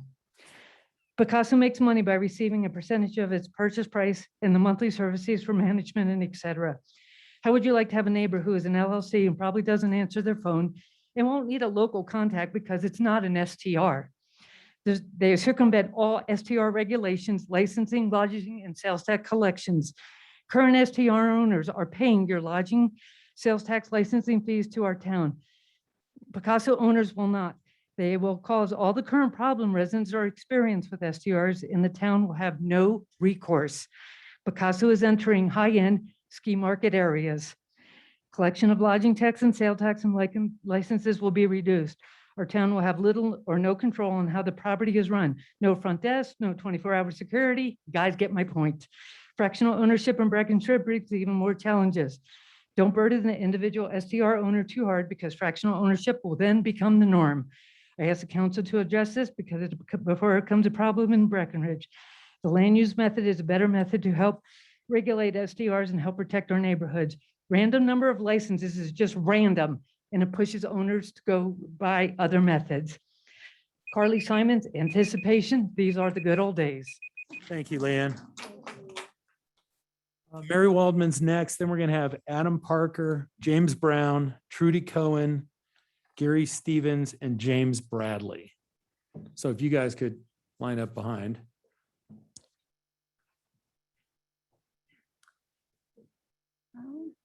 Dear Town Council, my name is Mary Waldman. Please do not rush to approve the second reading of this ordinance that arbitrarily and capriciously sets the short-term rental license cap at 2,200. In the latest draft, you added 4 justifications. First, reduction in workforce housing. What data do you have that shows long-term rentals are converting to short-term rentals? You state this as if this is a fact when it is based on anecdotes and few cases that does not reflect true change in ownership. You don't know how many long-term rentals exist in town. You have housing studies done in 2006, 13, and 19 that demonstrated an ongoing need for additional workforce housing. The town could have aggressively built workforce housing. Instead, it relied on private homeowners. And now, in a desperate attempt, short-term rentals have become the snake closest to the foot to get shot. Jeffrey, your quote. The ordinance You can states. use it, that's fine. You know, The ordinance states increase in total license from 2012 to 20. On September 10, I asked the town for license history only for non-exempt so that we may see the true license increase for the same period. I have yet to receive this data. Second, change in town character. This town is a highly visited resort area. Private homeowners have always provided lodging for visitors. What metric do you have in place to measure character that you should single out short-term rentals to blame? Ordinance specifically protects the big box corporates and punishes homeowners and small business owners who have faithfully served the town for generations. Third, short-term rentals create significant negative impacts. Have you looked at the latest hotline data? Reports are insignificant in the past 12 months. It means the program you put in place is working, yet you refuse to look at the data. Instead, you call us a nuisance in our own community. Last, you claim short-term rentals are a business. I, as the property manager, run a business. Individual homeowners are not running a business. At least 19 cases around the US have already concluded that short-term rentals are not a business use. The 4 justifications you've added to the ordinance are no justifications at all. Why the rush to pass something that you know you'll repeal in a month? Pause and please do the research. Armed with good data, then we can work together to make Breckenridge a better place for both locals and visitors. Thank you. Thank you, Mary. Adam Parker.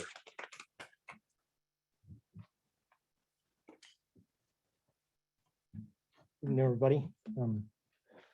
No notes tonight. I was leaving the house. My wife said, why are you going? They're not listening. And I don't know, but I'm going to go anyway. So, I didn't bring a ton of data this time. What Mary just said is so apt. I brought a lot more concise points last time, but there is an issue because you aren't listening. And it was unfortunate at the end of the first reading. Like, it was almost laughable to me. I got to the meeting and there was 5.5 hours of a lot of great commentary, but it wasn't just emotive energy. It wasn't just people upset that they might get the short end of the stick of this particular vote. There was lucid thought. There was really good data.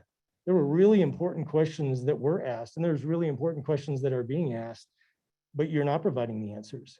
And I would say it's slightly stronger than Mary. I'd say, not to ask you to do the data, you all have an obligation to look at this data.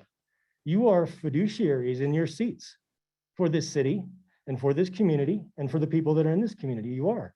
And I understand the point about, this is not a public vote. It hasn't been made that. And so it's not like you come with the most voices and you win. I understand that, but you do represent the community. You do represent the people there. And these people have asked some really, really good questions that you guys aren't answering. And I know why you haven't answered, because the studies haven't been done. The data is not there. And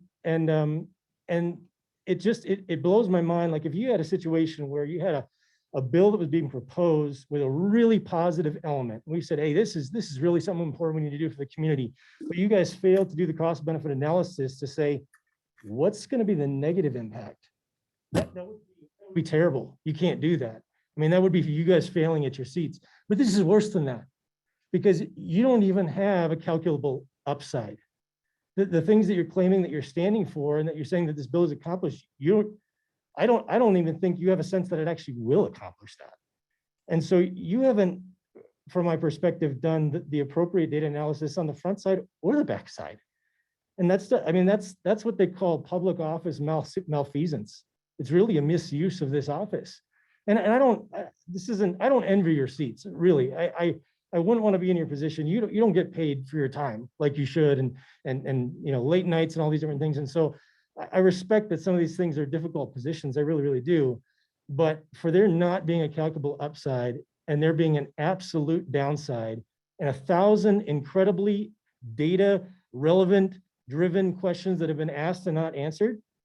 But after 5.5 hours of that type of thing, you guys just sat around. It wasn't even discussed. It wasn't like, man, what about what that one guy said? What about what the lady said? There was good stuff there. Never even came up. There wasn't, not one of those questions was answered. It was like, you had your minds made up.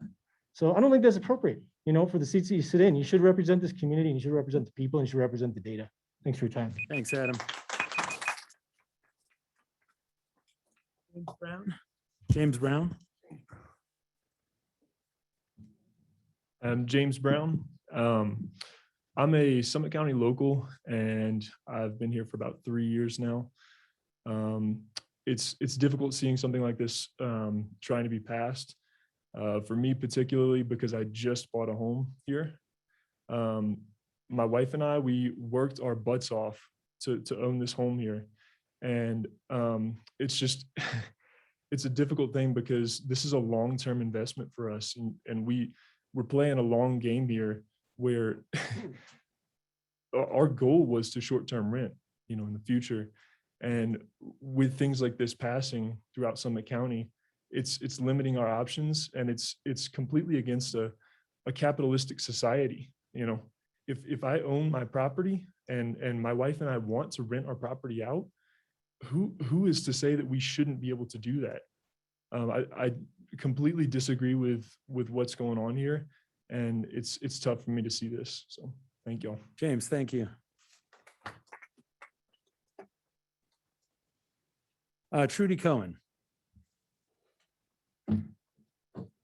My name is Trudy Cohen, and I have grave concerns about the impact on Breckenridge by the action being taken to cap STRs. The reason given for the actions do not square with solving the problem of affordable housing for local workers. Will you get enough conversions to LTRs that are affordable to solve the problem? That's unlikely. And the issue of the character of the city is not going to be solved with STR caps. So why do it? I fear that your efforts are short-sighted and not enough due diligence has been done to make these important decisions. The risk to Breckenridge is that the problem doesn't get solved and you've killed the goose that laid the golden egg with STR caps, and in the process, driven property values down. Each time you approve new buildings of hotels, timeshares, or luxury housing, you are increasing the need for more workers, which contribute to a character change for the town. The character of Breckenridge will change with growth, and that's not a bad thing. And your actions would indicate this is not a great concern to you. Breckenridge's location ensures population growth, and some of that will be homeowners of second homes. That's a good thing for Breckenridge and all its residents, but proper planning with a capital P is called for. There are many examples of large cities solving this problem with innovation and technology, such as affordable housing trusts, incentives and tax breaks to builders, taxing larger businesses who benefit from the workforce? What about a site for tiny homes with rents under $1,000 a month? What about nice and well thought out complexes of small apartments, not designed for customized luxury, but more modest dwellings that workers can afford, built efficiently and quickly so they don't cost a fortune to build? These solutions are out there. It requires seeking them out. You hold power, and with that comes responsibility. STR owners are not the enemy. They provide a needed commodity for the town, along with hotels and timeshares. What sense does it make to limit the number of people visiting the town by capping STRs? It won't be made up by LTRs. As a rising tide lifts all boats, you can lift everyone socially and economically without discrimination against STR owners, or you can hold Breckenridge back to satisfy what appears to be a minority. Please choose wisely. It's your responsibility. Thank you. Trudy. Gary Stevens.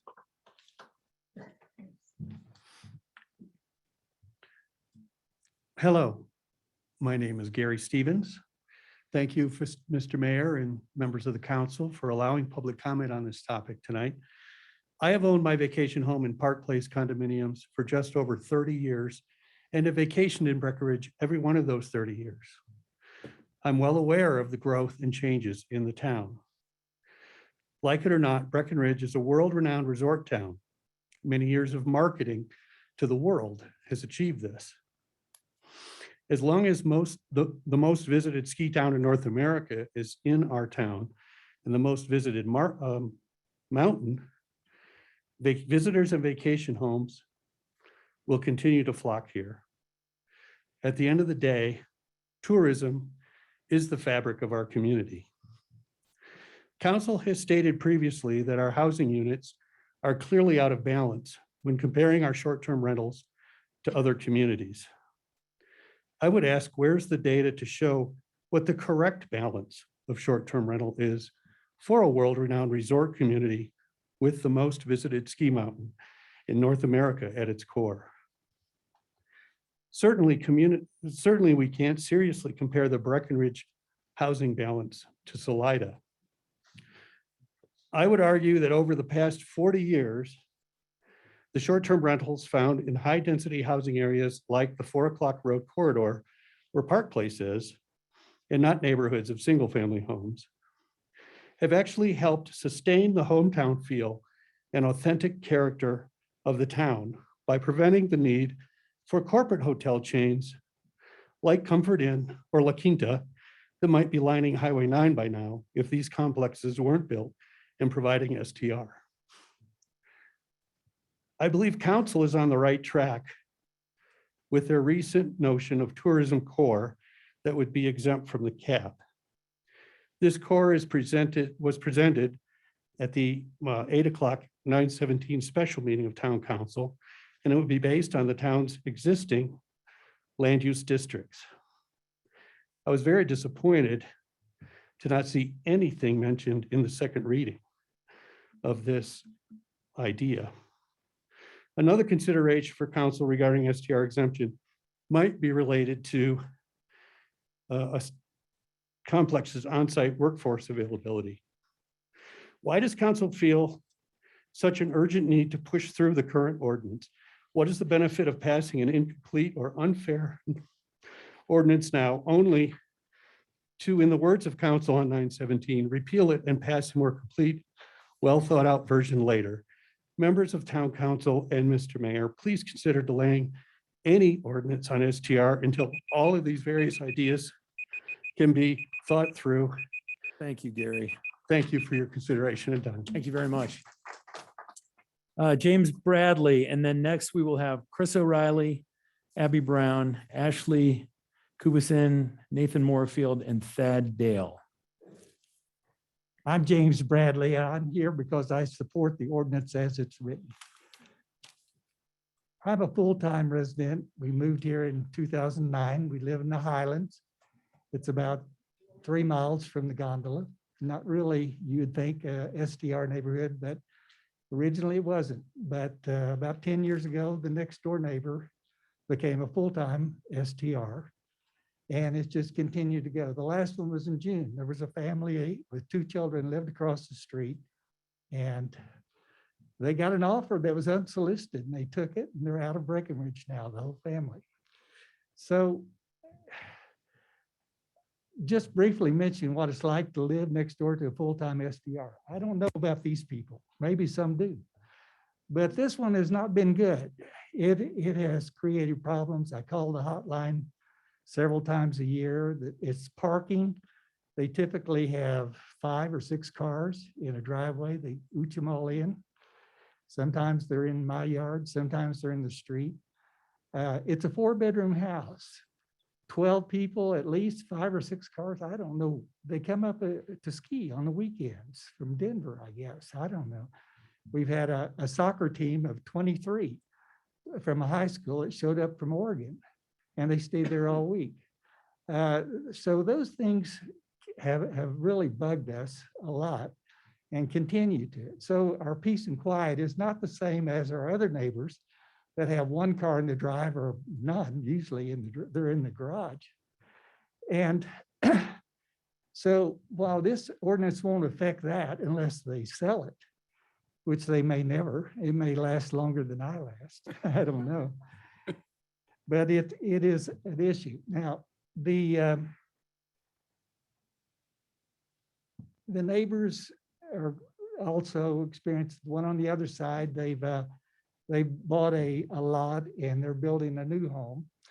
And they said the main thing is that the noise just bugged them so much and the parking that they're just tired of it and they're moving out. And then we talk about 2 kinds of buyers, I guess. I would pay a lot more to move into a neighborhood that prohibits short-term rentals. The Valley, the Miners View Estate, HOA, it's too high for me. It's up over 10,000 that way up on Baldy, but they're doing great. They're selling well. They're building new houses up there. It prohibits all STRs. So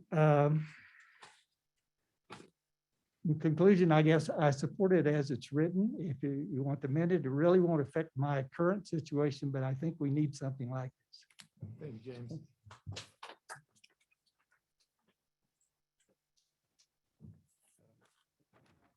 My name is Chris O'Reilly, and Mayor. And I appreciate all your efforts to keep Breckenridge the place that many of us have called home for decades, myself included. I'm going to say a few unpopular things to some gathered here and probably watching on Zoom. But first, let me voice my support for the STR cap and your continued modifications to it. I particularly want to applaud your recognition of the needs of resident homeowners who want to rent out a portion of their home to supplement their income. In years past, before the gondola was put in, there was fear that its installation would mean the demise of the downtown business core. As we know today, business has only continued to thrive. And in the more recent past, the vitriolic debate over the building of the parking garage tore at the fabric of our town. And here we stand 5 years later, the structure is almost completed. It looks great, and soon it will be easing the parking woes that have befallen the town during the many busy days of the year.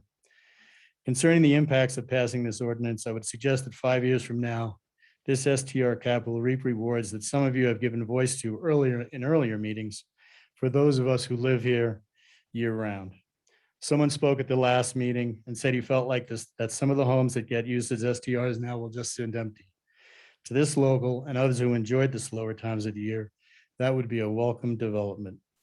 This council has rightly asked how much is too much over the last couple of years, particularly around events. And this council acted accordingly to pare some events back.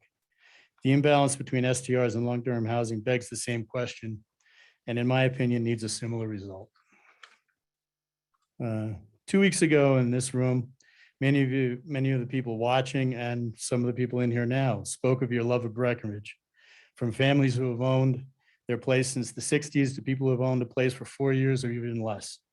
I certainly believe you feel that way, but some talked of this council destroying their dreams. To all the people who have said they love Breckenridge but don't agree with this STR cap, my opinion is if it requires you to short-term rent your second home to be able to afford it, you probably can't. And if you're only worried about your property value going down, how much do you really love this town? Let's get some perspective here. We are talking about your second home in the town, where a lot of us who support this cap have our first and only home.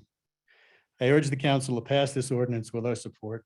And thanks again for all you've done and will do to balance the character and spirit of Breckenridge while managing our growth thoughtfully. Thanks. As the last thing, I want to, inconvenient fact for people who think that the town hasn't done anything. Was it the last 10 years, 15 years, the town's built 1,000 units. So, and still we have this problem. So thanks a lot for listening. Thank you, Chris. Hi, Abby. Hello again. My name is Abby Brown with Woodwinds Property Management. I agree with what a lot of people here are saying, but I know that you all listened to what everyone said and we all said last week. You held a special meeting that Friday and made some of the really obvious changes to these exemptions. And it was really appreciated. I mean, you can tell that you were listening. However, at that same meeting, you did also, most, if not all of you admitted that there needs to be more work on this.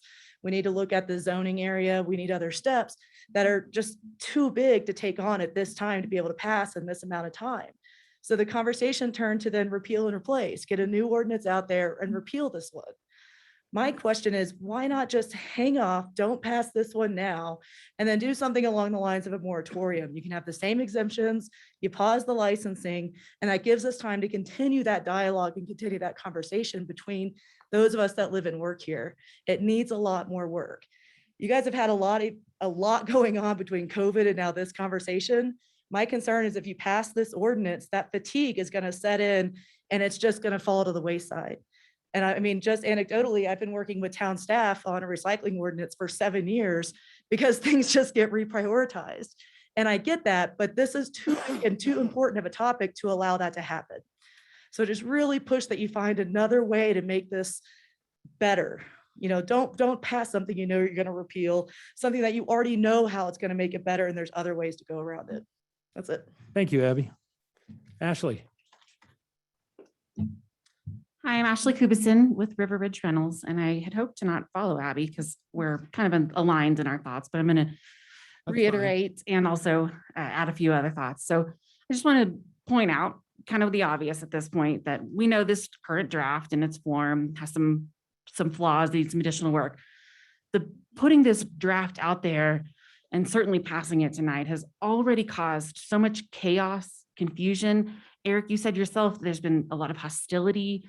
It's not only caused confusion and chaos in the town of Breckenridge, but in other municipalities around the county. It's creating these rush on licenses because everyone's worried about what's going to happen next.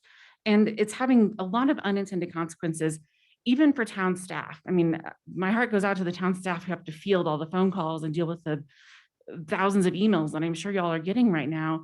I noticed the other day that the town of Breckenridge's website has changed to where you can no longer submit a license application online.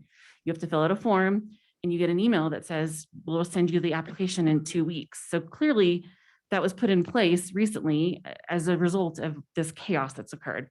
So my ask to you is this: stop the madness, press pause on this whole conversation, put a moratorium in place, make it effective November 2nd so that the realtor community it can get all their stuff, buttoned up, and put this moratorium in place. And let's do this the right way. Let's take a step back and really look at this from a holistic approach. Add in the tourism core, add in the new fee structure that you have already discussed is coming down the pipeline. Really put in a lot of effort into ensuring that you have an ordinance that covers all the different aspects and facets of what you're trying to accomplish here. And then when you're all done drafting this Rembrandt of an ordinance, just take a step back and look at it and ask yourself, a question that was asked in the county meeting this afternoon was, how does this help our community? How does this get us more housing? Just step back and look at what you've created and ensure that it is serving the goals that you have. So that's all I have to say. Stop the madness. Don't vote on this. Put a moratorium in place and let's do this the right way. Thank you. Thanks, Ashley. Nathan Moorfield. Hey guys, Nathan Moorfield. Sent you guys an email today. I don't know if you guys saw it.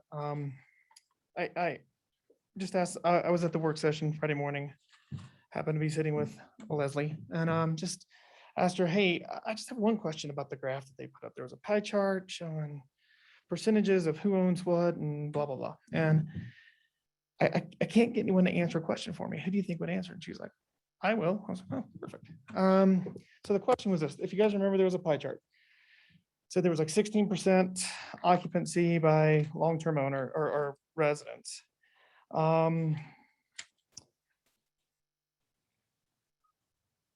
Vacation, oh, I don't have any. I hate these things. Basically, I was asking her, are short-term rentals included in that number? She said, I'm sorry, are timeshares included in the number? And she said, yeah, timeshares are included in the number. I'm like, well, those were never really meant to be residences. I don't think residences, right? You're not living in one. Would you do me a favor and can you tell me what what that looks like taking those out? She's like, yeah, I'll do that. She said, and she's like, well, do you want me to take out the exempted properties as well? Because I'm like, no, because you can live in those. I don't want to, but you could. I can send anyone who wants it her data, but basically her summary, hers, not mine, and I don't want anyone to think I'm skewing anything. While this data isn't perfect, it appears you focus on non-timeshare if you focus on non-timeshare properties in the town of Breckenridge, the current mix is approximately 31% occupied by locals, 48% short-term, 21% vacant second homes. Your data, I mean, your goal was 3%. 30.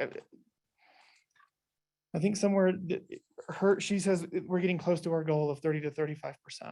And I think more data needs to be done. More research needs to be done. I don't think you guys, so I would really appreciate you guys deferring this. Like other people have asked for. Second of all, I'm going to use an example of somebody in the room. One of the things that really sucks about this is it's pitting locals against locals. And I hate that because I liked you guys. And I feel like relationships have been damaged and it sucks for me because you guys are great. My example is Duke Barlow. I haven't asked for permission. Hope I'm okay. He and I were on opposite sides of this, except we're not. If you can tell me right now how the next Duke Barlow and the next one after that and the next one after that are going to have good housing, I'm in. Let's go. You haven't shown me any of that. We all need more people like him. He's a fantastic person for this community. Thank you, Nathan. Thad Dale. Hi, I'm Thad Dale. I'm just going to read our story quickly. Thoughts of a second homeowner and just hopefully the council can get a little better perspective. So we have always made vacations with family and friends a priority. We tried doing family ski trips every year. We vacation with our good friends with kids close to the same age as our 3 kids. During the process of renting properties in Breck and other places, we decided it was important for our family to have a more permanent vacation spot. Breck was our favorite spot and still is. In 2004, the 4 of us purchased a condo in Riverbend and put down roots. The first part of our purchasing analysis used projected rental numbers from our realtor. The ability to offset HOA dues, taxes, special assessments, which have already been $13,000 this year for us, utilities, et cetera, made it possible for us to buy. STR made our dream possible. We purchased directly from the builder. He was using the unit as an STR managed by Resort Quest, which we continued before switching to a local management company. The layout of Riverbend and other properties along the 4 o'clock corridor were built near the lift specifically to accommodate STR. We have a parking garage, ski storage lockers, elevators with luggage carts, nice common areas, and an interior dumpster. Our condo is not situated to raise a family, no place to store bikes, practice football or soccer, no family parking. It's obvious the intent of the building is STR. Breckenridge was founded as a resort location in 1960. We took a risk when we purchased in Breckenridge. Newer buildings and other peaks could decrease our property value or rentals, pandemic risk, buying at a peak time, et cetera. We took the chance with this part of our retirement savings. Our plan was to pass this along to our kids, and I appreciate the council's consideration. I did see the update tonight. The current plan appears to favor big businesses and disregard those of us who have made sacrifices and struggled to own property in Breckenridge. This will unfairly decrease our property values and increase those of big exempt corporations. We do not understand the correct connection between limiting individual STRs and preserving the character in Breckenridge or solving worker housing shortages. To us, the character of Breckenridge is the charming buildings on Main Street and beautiful outdoors.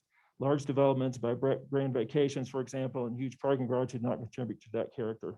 Why is the council not limiting large-scale developments like these? Is anyone looking at building apartments between Breck and Frisco or some other area close to the resort?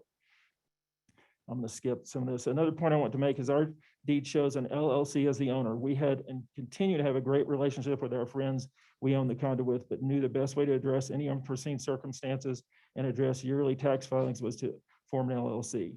Even though our condo is titled as an LLC, it is very much a personal use property. The kids are now grown, some married with families of their own. Between all of us, we use our condo 7 to 10 times per year, making it impossible to change to long-term rental. Thank you, Thad. All right, the next, Barb Tab, Tracy Romile, Julie Coster, Sherman Gregory, Jeff Zalix. And then we're going to take a 5-minute break.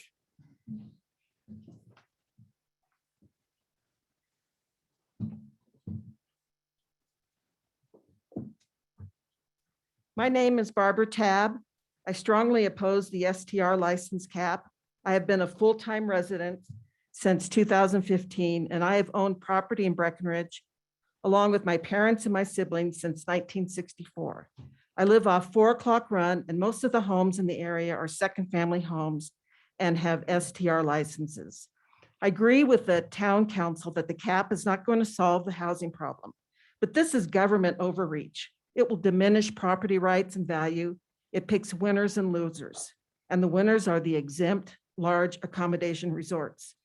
Town council states the main objective of the cap is to protect the character of Breckenridge.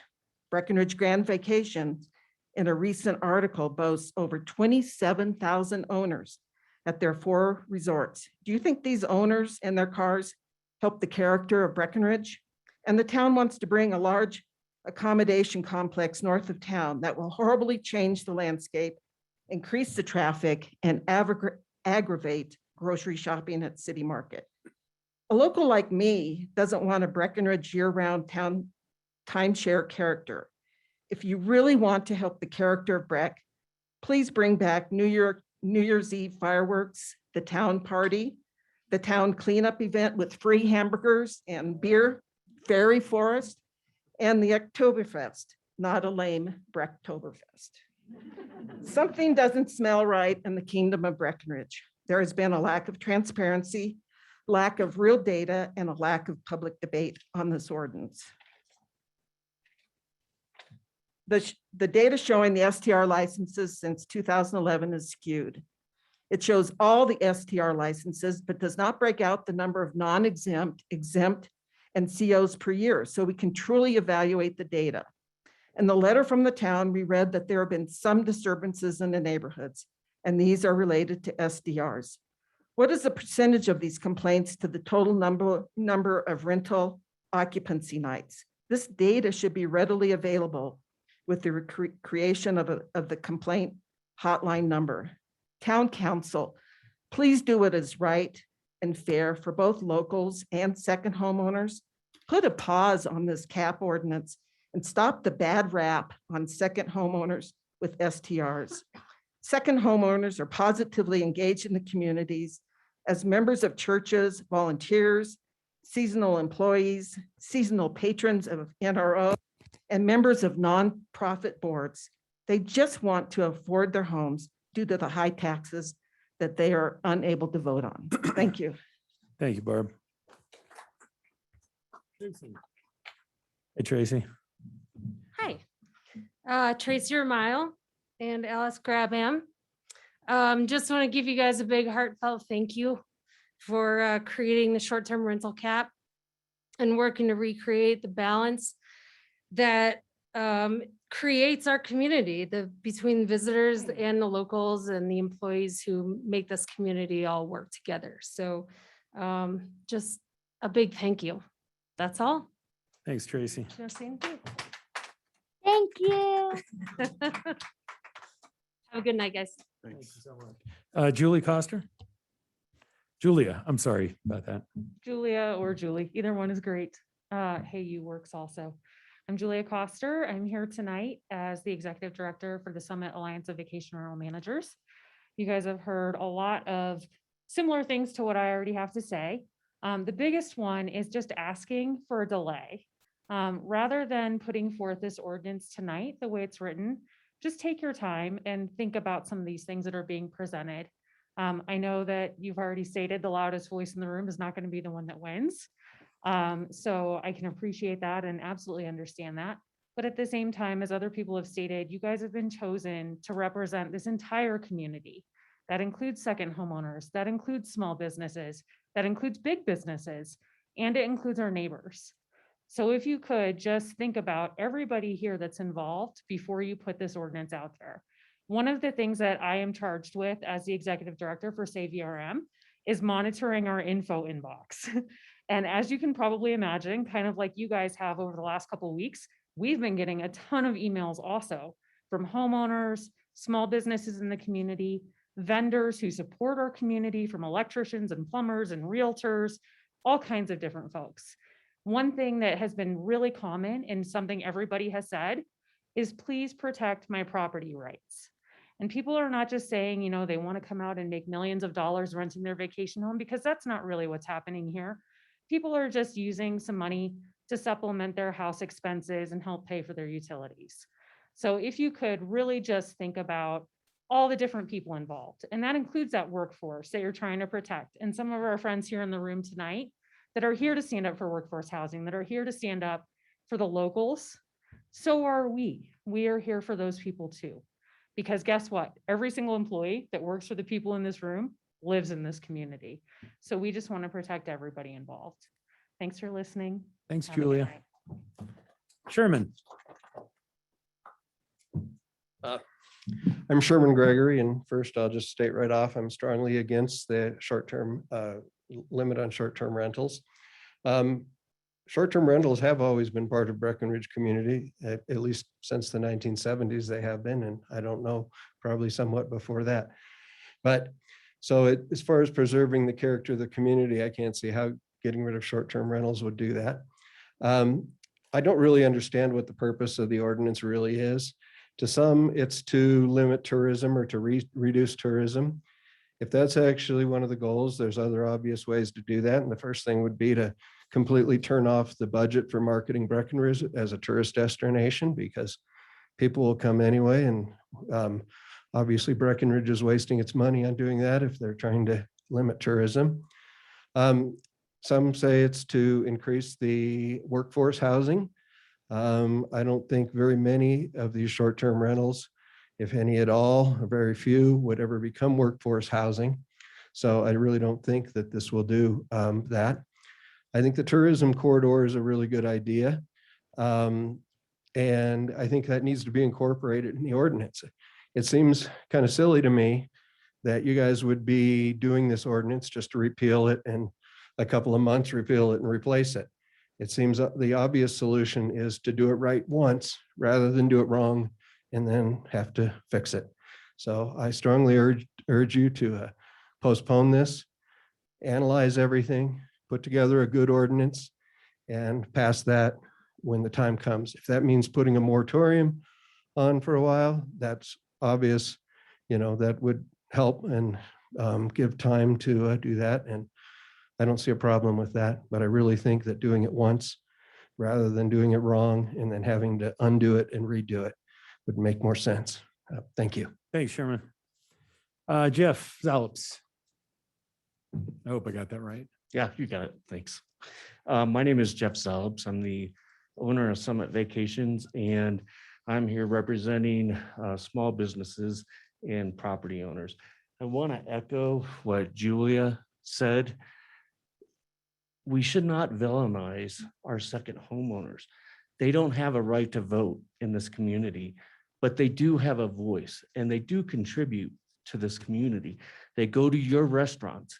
They contribute to our charities. They donate their properties for charitable events.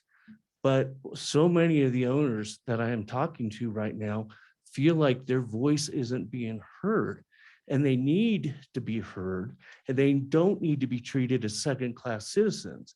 They are members of the community, even if they're not here all the time. I've talked to several owners who are very concerned about their property values, and rightfully so. And the current state of the ordinance has created, like Ashley said, a great deal of confusion in the marketplace, both for short-term rentals, honoring existing guest reservations, to sale of property. But one thing seems to be clear, these property owners seem to face irreparable harm, which if this ordinance goes through.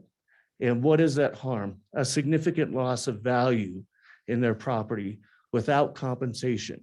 They are targeted, they are being targeted to fix all the broader questions and issues associated with this town. In lieu of what? This goes to the small business. Why would we favor big business over small business? The culture of this town is small business, not big business. So it is inconsistent to exempt property owners who you've labeled in your ordinance as a business. Well, if they're a business, they're a small business. So you're favoring big business over small business. So to me, that's the character of Breckenridge, a small business. A lot of you up there own small businesses. Be mindful of your impact to people and don't do it in favor of big business. It's happening all over the country. I deal with this all the time. Small businesses are getting crushed. Small property owners are getting crushed. Don't do that in Breckenridge, please. Thank you. Thank you, Jeff. All right, we're going to take a quick 5-minute break.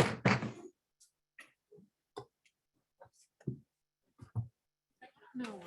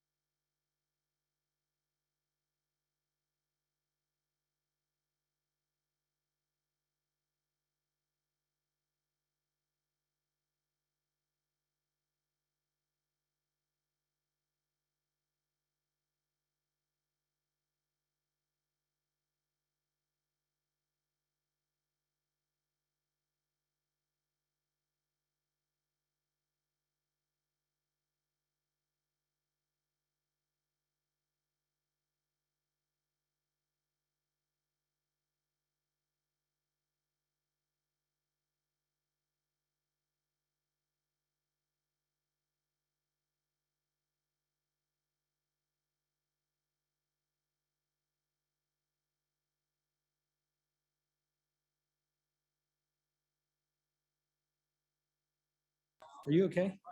You good?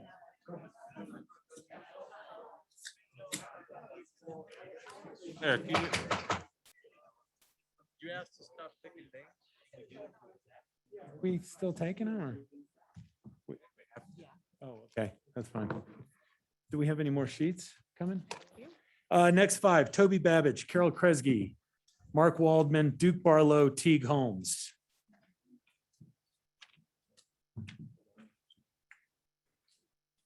All right, you Hi, ready to Toby. go? Thank Yeah. you guys for hearing us out again. We appreciate it. I'm going to go in a little bit of a different direction tonight. Lost in this discussion, I believe, is the fact that this life in this community is really good. I've been part of this community for half of my life. As a kid growing up here, I lived in over a dozen places over a 10-year period, including a shanty in Tiny Town, trailer park by the rec center, several nights in a Wagoneer, and an assortment of condos, including Gold Camp and Gold Creek. Very few families lived here, and there were very few kids being raised. It was difficult to make ends meet. Life was pretty good then too, and I have always been proud to call Breckenridge my home.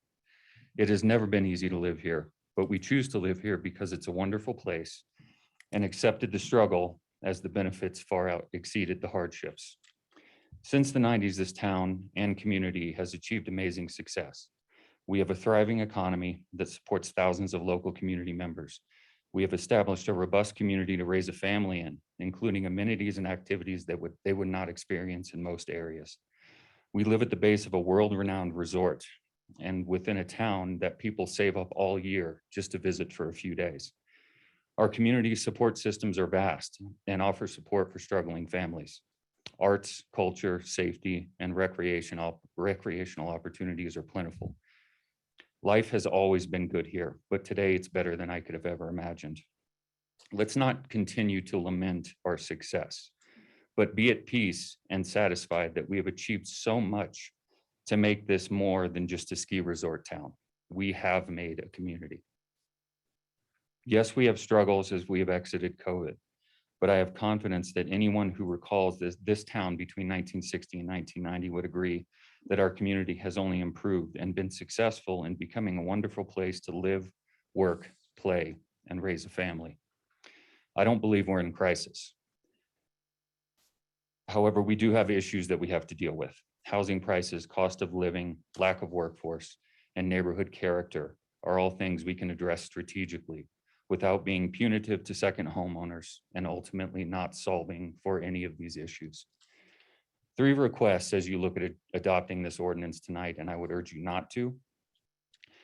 Develop community-approved goals that we hope to achieve with these actions and be accountable to those goals using clear and objective data.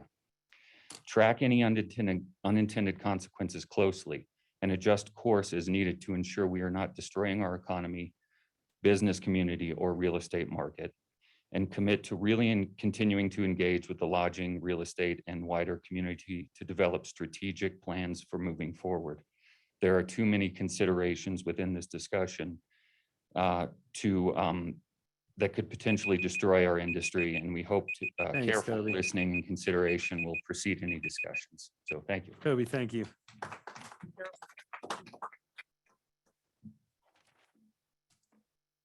My name is Carol Kresge, and I'm representing Mountain Clover Homes.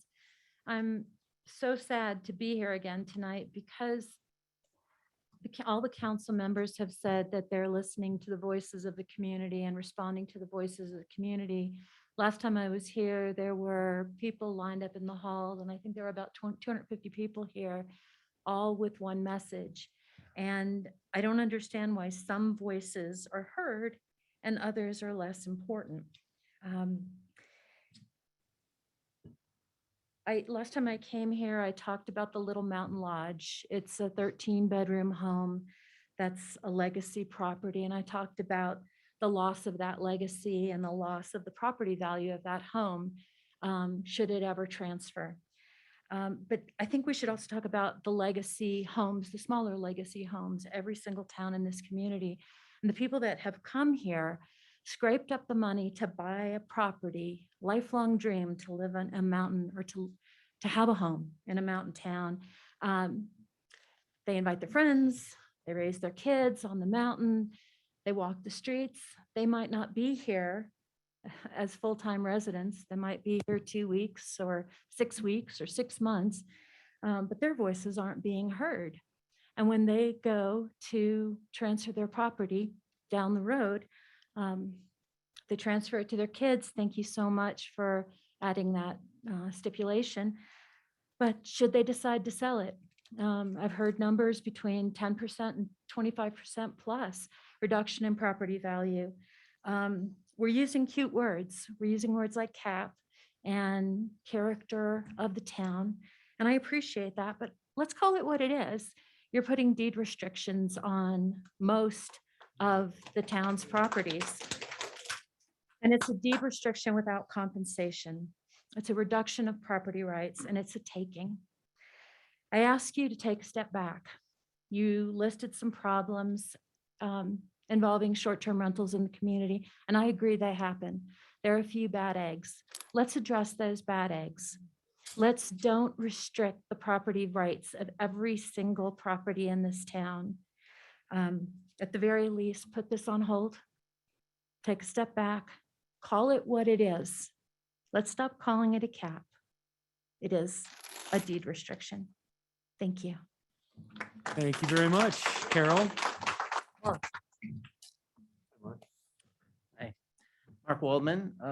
Before I get to my prepared comments, I want to respond to the Highlands gentleman. I can't tell you how often I hear about the kids playing and the loud noise and snowmen being made in the yard and the soccer team and the hockey team. If that's not the character of Breckenridge, I don't know what is. Town Council, I spoke about do no harm in my comments 2 weeks ago. You are doing harm. When the research is paid for and the information set free for all to see, this ordinance will do more harm to hurt workforce housing, more to hurt the businesses, and more to hurt the character of this community than anything. As the pendulum swings back, as it always does, you will be remembered as the council, as the individuals that not only sought to divide this community, but embolden the haters and the xenophobes. But you will also be remembered as ones who acted to endanger the very character of Breckenridge. Mary and I deal with our wonderful visitors and guests daily. We work for all those people that need workforce housing. We received an approval for a project that included 7 workforce housing units. That is not possible anymore. We have matched our owners' donations to the SMR Foundation, totaling over $150,000 of charity to the community. We sponsor a yearly scholarship for Colorado Mountain College. Not possible anymore. Our guests, the workers, the local businesses, the charitable donations, the new workforce housing scholarship, all hurt, all eliminated. After 3 days and 8 hours of comments with over 3/4 the comments opposed, after no attempt to do any economic impact study, after having no data to support any of your ordinance's suppositions, you are set to move forward. You are making decisions absent facts, but act as if you know the truth. I'm here to tell you, you do not know. If you move forward with this ordinance as it stands, you will be the cause of great pain. You will be the cause of great strife.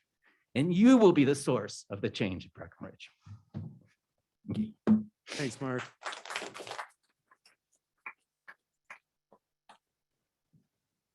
Duke. Hi, Duke Barlow.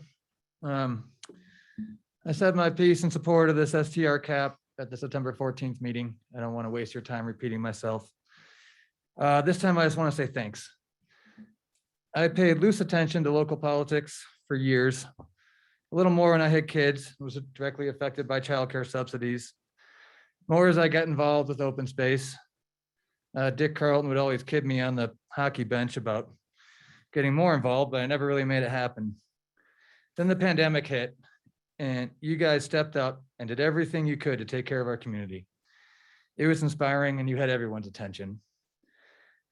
This STR cap is simply an extension of this. You're doing what you believe is right for our community, even though it's hard. It's been stated many times tonight that STR owners and property managers are not the enemy, and I completely agree with that. They are part of our community, no question. You're asking an already prosperous industry to take a small haircut while you work towards restoring a balance, not to go away. And our property values may go down in the short term. Okay. What are our properties going to be worth if everyone that works here no longer lives here? We all need to work together on this. I am extremely grateful to have this council representing our community. Thank you, guys. Thanks, Duke.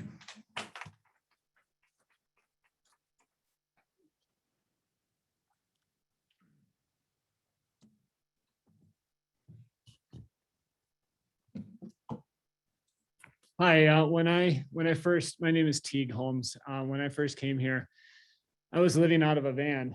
And I remember waking up one morning up on Ridge Street and my extension cord that was plugged in to the street lamp was coiled up and hung on my mirror. And I was like, this is a good town. They didn't even wake me up. Gently told me not to plug into the town street lamps. But so I had a great conversation with Kim McGahee on the street in front of Cool River a few weeks ago. And, we discussed like working hard to make a living and make it here. And no one's entitled to be able to afford or live in a preferred place like this. And, government oversight and what's fair and legal and that type of thing. And if you stand on the street and talk to Kim, I think you'll probably learn a lot. And he has a lot of insight, just like a lot of folks that have stood up and spoke here, like Mary and Abby and some other folks. But I think it's pretty straightforward that the STRs, numbers of STRs relative to residents is just totally out of whack. We need to do something about it, whether it's a cap or a moratorium.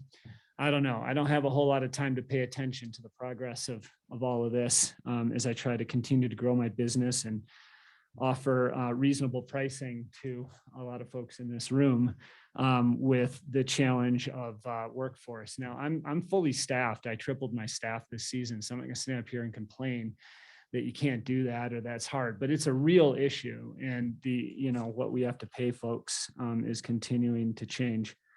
I'd like to encourage the town to, whatever we decide, whatever you do, I'd like to encourage the town to continue to research how some of these changes will affect long-term rental pricing. And I just want to tell and look at what the county is doing with incentives and maybe 3 different classes of residents and owners for short-term. And I'd like to finish with a story. I went out to visit my good friend, Blake in Jackson. And then they got married. Blake and Elizabeth got married. And Blake is a mountain guide, a youth avalanche instructor, and a professional tree worker.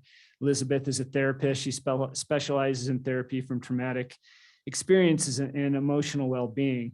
And they just got, after the wedding, he sent me some photos. He heard from the Jackson Teton County Affordable Housing, said, hey, we're excited to send you this email about something that came on the market. $1.9 million from the affordable housing. So we're on our way. Teague, thank you. Thanks a lot, Eric. All right, we have Ron Shelton, Scott Tepfer, Bill Arnett, Devin O'Neill, and Libby Jocelyn. Please.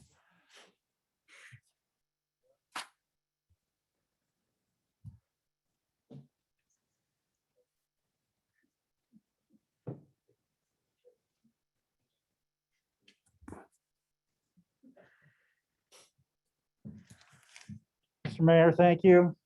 Council members, friends, new and old.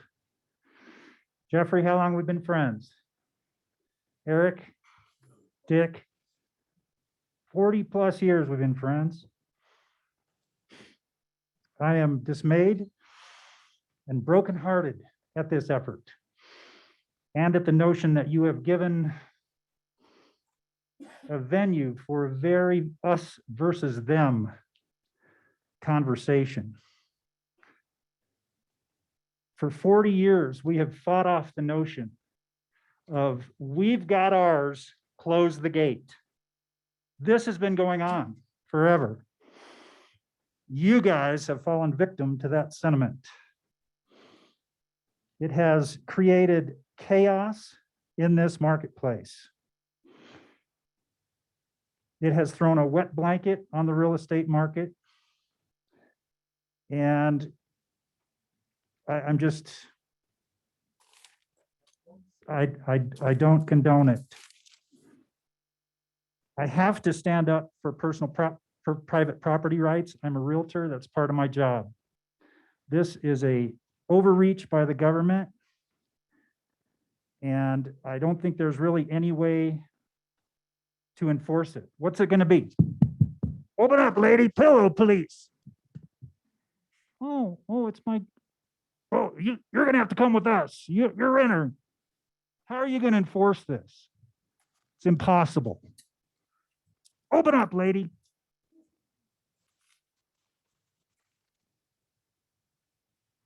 Properties like Trails End, Wildwood Lodge, Park Meadows that were designed to be short-term rentals right by the ski slopes are now in danger of not being able to fulfill that need. I echo Mark's sentiment that it will be you, this council, that will change the character of this town. If this goes through, you will have people buying Park Place condos to live in and buying Trails End condos to live in. I do not share in the sentiment that this will affect negatively on the values of the properties. There are millions of people who will be happy to live here and work remotely. That will end up looking more like Aspen, where only the most wealthy people can afford to live here, not your doctors and lawyers who want to have a second home in Breckenridge. Only the wealthiest. Remote workers. The dreams of the renters who want to come here will be dashed. You are the ones that are doing that. Thanks, Ron.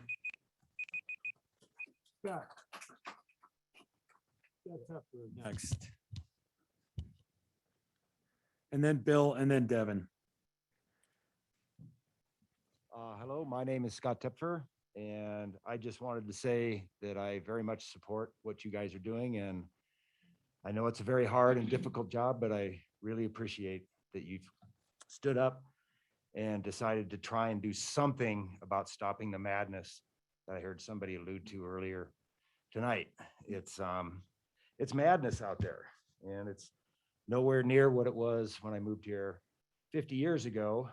And certainly it's not all short-term rentals, but wow, I can't tell you how many times I could stop driving through town, get my phone out, take a picture of an address, an overflowing trash can, cars parked on the side of the road, that I just don't have the time to call the hotlines anymore. And I'm sure I'm not the only one that feels that way, because it's a pain in the butt to call those people. I get somebody that doesn't even know where it is that I'm at. And that makes it difficult to continue to do that. But I know this town has a lot of issues that it needs to address. Affordable housing is probably one of them, but I don't know that that's possible anymore. I was working today with a friend of mine who's an excavator, and he came over from Vail to help me do a project on my driveway. And he said the cost to build a house in Vail is now up to $1,000 a square foot. Now, I don't know if that's true, but I've done a lot of carpentry in the past, and I built my house for about $98 a square foot. So I gotta ask myself, what am I doing here? If I could sell my house for what some crazy lunatic wants to pay for it. But anyway, that's about it. I just wanted to say thank you very much. You guys got a really hard job, but I think you're doing the right thing. There's a lot of stuff that needs to be addressed, and this is a really nice place to start, is capping them. I think I would have gone more with what Aaron suggested with 1,500 as a cap, but we don't need to go there now. But that's where I'm at on it. I really appreciate the hard work and what you guys have had to put up with to do this. Thank you. Thanks, Scott. Bill Arnett. Hello, Bill. Yeah, I think I probably spelled it, it's Averett, Bill Averett. Oh, I'm sorry. That's right. 50 years ago, I was a ski bum out here. I lived in what is now the bar of the Hearthstone restaurant. It was developing as the filling station with Andrea Dewey. And trust me, the character of the town in the last 50 years has changed. I think overall, I think it's been a good development. I think the control of the town has been very good. I've got a little postcard by my bed that shows about that time frame when there was nothing on the corner of Ski Hill Road and sparsely populated Main Street. But overall, I think the council has done, the prior council and you guys have done a good job in development. It took me 42 years to get back to Breckenridge. To make it affordable for me after my career, I needed to rent the home that I bought. And that allowed me to come back. If I didn't have that short-term rental capability, I couldn't be here. And I think there's a lot of us that are in that boat. I totally understand the residential area versus the traditional rental areas. I live in Atlanta, Georgia. I live in a lake area, and we have the same problem with the residential single-family home areas with short-term rentals it's not designed for that. It should be limited. But when you look at our corridor of especially the 4 o'clock area and others, that was designed for tourists. It was designed for rentals. And I think we need to stay with that design and not limit the property or the property values of those residents. It's funny, one of the condo areas that is near me on Primrose converted to long-term. Well, I'm getting more noise problems from that area than I've ever had from my neighbors in the short-term rentals. So, I mean, let's face it, we all have our little issues with individual properties.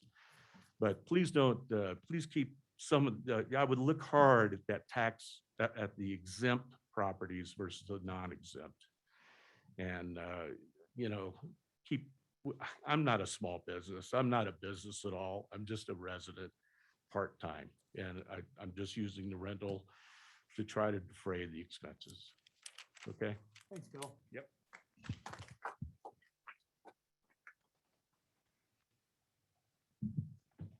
Good evening. Thank you for this opportunity, Devin O'Neill.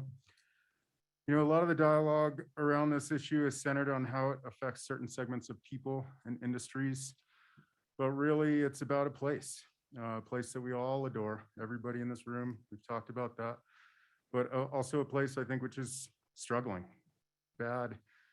You can't measure a lot of factors related to a place, but the status quo is not working if you're a tourist town and your tourism office is spending tax dollars to publicly apologize for problems created by having too many people in town. That is unsustainable. I realize this law affects livelihoods and that part sucks. These meetings have been really hard to sit through for everybody, all of us. I can only imagine for you guys. I know you met with a lot of stakeholders individually. We all have our positions. But to me, again, the question isn't what's best for any of us, it's what's best for the long-term future of this place. And that question will continue to be debated. I know you'll have more hard decisions to make moving forward, but without struggle, there's no progress. One thing that hasn't been brought up, you know why the housing situation isn't worse? Because a lot of landlords who long-term rent voluntarily accept less money than the free market would bear.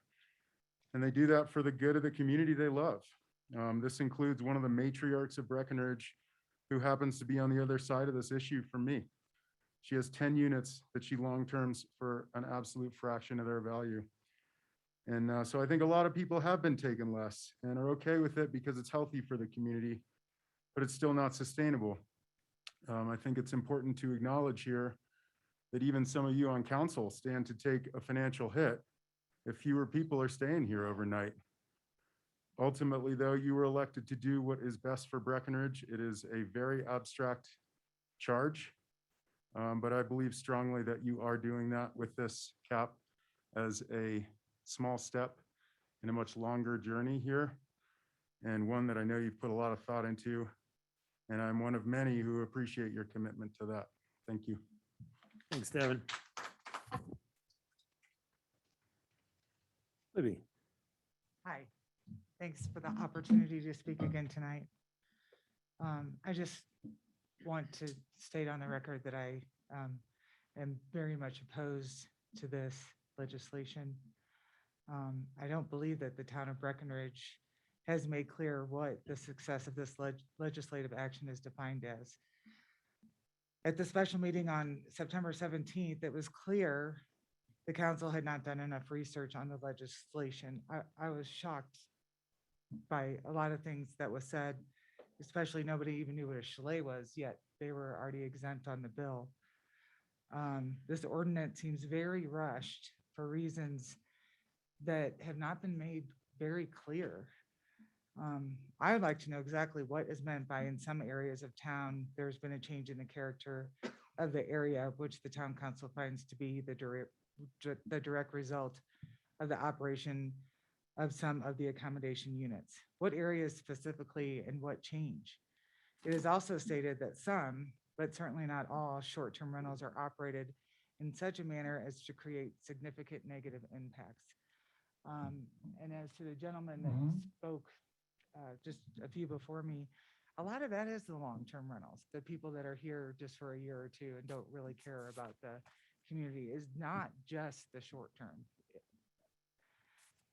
And anyway, I'd like to know what data you have on this and why not take those licenses away. I keep hearing about how, you know, the licenses are patrolled, or you have to sign up that you have the 24-hour service and you have all of that. But I have not heard of one license that has been revoked. So if there's so many complaints, why is that? It's been said the restrictions you put on the boat license wasn't monitored well. I believe you guys said that.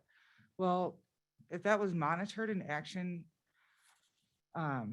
taken, would this still be an issue? Regarding the exempt and non-exempt, how much town staff time is taking to monitor and regulate non-exempt accommodation units? There was clear evidence presented on the September 14th meeting that some of the exempt front desks were not being staffed 24/7, yet they are still exempt. If we are all doing our part as described in the boat license, there should be no distinction between exempt and non-exempt properties. As a property manager, we respond within an hour. We don't have a PBX phone system, but we have 24-hour call service. So if the character of the town is at risk, why are you about to approve 143 new development, including hotel, timeshare, and homes next to the gondola? How does that serve the Breckenridge character? Oh, wow. Hey, that goes quick, Thank doesn't you it? for listening. Thanks, Libby. All right, Josh Barilar, Jim Kasich, Kevin Cornwell, Tim Painter, and Heidi Hurst.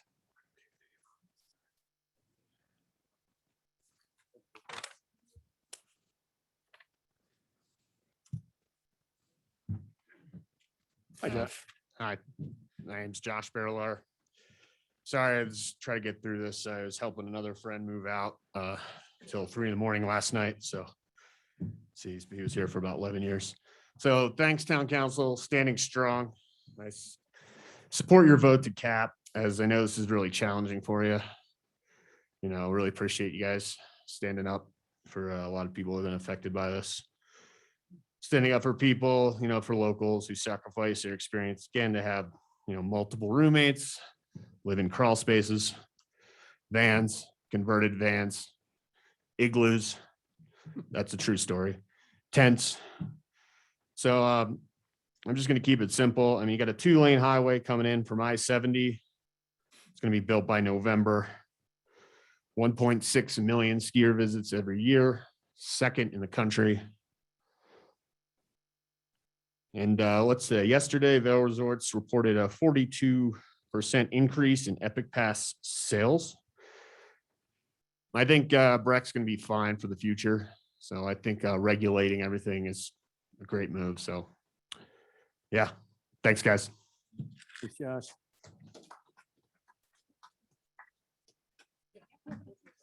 Hello, my name is Jim Kasich.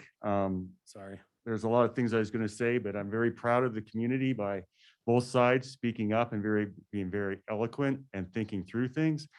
Once again, I'm very disappointed in the town council. It's very obvious that there's personal agendas here, that you're not looking for what's best for the community, but what your personal agendas are. I am a businessman, I'm an engineer, okay? I read these documents all the time. Your ordinance is a piece of propaganda. I would be embarrassed to sign it. Okay, you should be too. I've studied every one of you on the board. You've done some really good things, okay? You only need to do one bad thing to be bad forever, and that's where you're going, okay? Eric, I'm really sorry that somebody accosted you on the street. I'm really sorry, that's inappropriate, but you know what? These type of decisions are going to affect you and follow you for the rest of your life.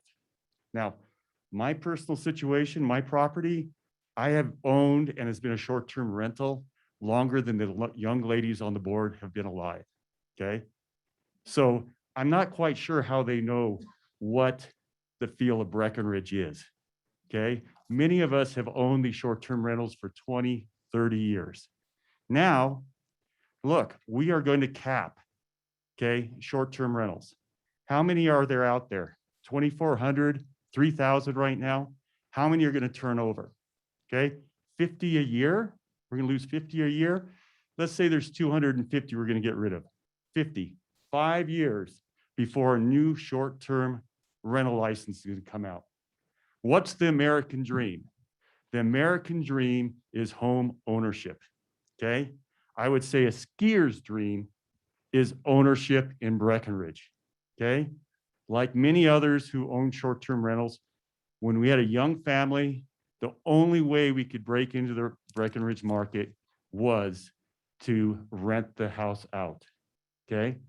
We've owned the house for over 20 years. We make no money on it.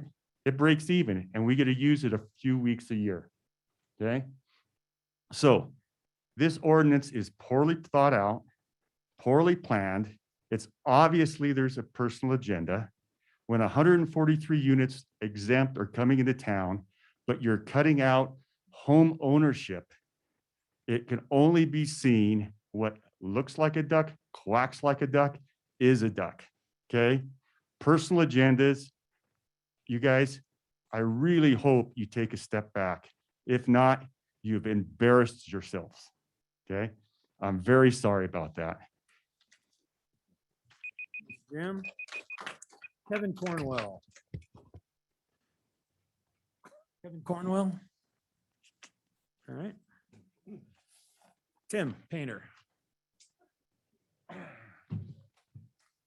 My name is Tim Painter. I live across the street in River Mountain Lodge. I live there. I started as a short-term renter, and that's what allowed me to buy there. And as I said in the last meeting, my goal is that I'll buy a house here one day and my little grandchild will come live with me. But if I can't do short-term rentals, that will never happen. I'm asking you guys to have Grand County courage. Grand County was going to put a moratorium on short-term rentals. And then they backed off, and they announced it publicly. They were going to do it, and they backed off. And I'm asking you guys to table this and give it a lot more thought. Do you have a study showing what the room rents are going to be with 275 less rentals in Summit County, not including the county? We're just talking about Breckenridge. Imagine when somebody gets in their car and gets on I-70 and drives home because they can't afford a room here. Or in the alternative, there aren't any rooms. Nobody has talked about the cost of what short-term rentals are going to do. I just got to wait for my homeowners association meeting, and Vail Breckenridge Resorts manages our association. There wasn't one word about this in the homeowners association meeting, and nobody knew. A lot of second homeowners don't know what you're doing. You guys talk about notifying stakeholders, but a lot of stakeholders don't even know this is going on. So I don't think you've heard even a fraction of the voices in opposition to this. Affordability. 2 years ago, when you could rent a place here, last year you couldn't, I rented to 6 Argentinians for the whole ski season. This year they can't afford it. I was looking at the unit across the way from me thinking I'm going to buy that unit. Unless you have $3,300 a month for a studio loft, you couldn't afford it. I think people are really confused about what's going to happen when the ordinance goes into effect. They think that all of a sudden all these rentals are going to become available. No chance. They're just going to become vacant. This is not a solution. No solution to the long-term housing problem. And if you're not solving that, then what are you doing? I think we need, in summary, I think we need to have an inter-county solution to our housing problem and start making better friends with the guys across the hill. Thank you though for your service, and thank you all for showing up tonight. You can see how important this issue is. Thanks, Tim. Hurst. Thank you guys very much for your time tonight. And I want to start with saying thank you for the changes that you have made to the ordinance following the last meeting and the working session that you guys had, as well as all the input you've gotten. These are definitely moves in the right direction, as folks have said tonight, but there's still more to do. You talked about the tourism corridors, very much so in support of the tourism corridors. And I think in many ways, I think all of us are more aligned than perhaps apart, even though it doesn't seem that way, right? I mean, STRs and residential, right? Where you really get into troubles when you try to mix the two together. So we have a wonderful STR corridor.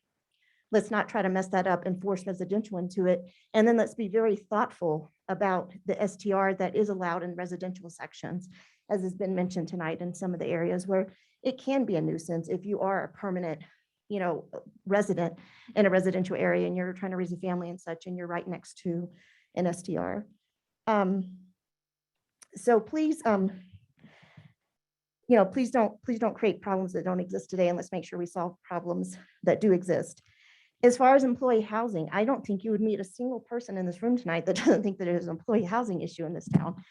There always has been, ever since I've been associated with Brett going back to 2007, and everyone I've talked to said it's been an issue ever since they've showed up in Breckenridge. So I think we all know it's a problem. It needs to be addressed, and especially for the seasonal employees, right? But that is something that the council needs to work on to address. And of course, you've done a lot. You've talked about the 1,000 units you've put on the market, but it doesn't seem like enough effort has been put into the seasonal employees and putting effort into that and building large dorm room type complexes. I think someone brought up tiny homes, what have you. You can be really creative, but to really come up with solutions for those seasonal employees.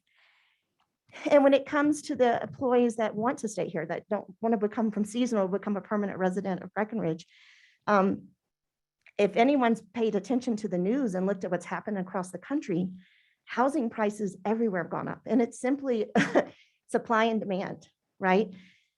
Supply is down because of all the natural disasters we've had, as well as there hasn't been enough building to keep up.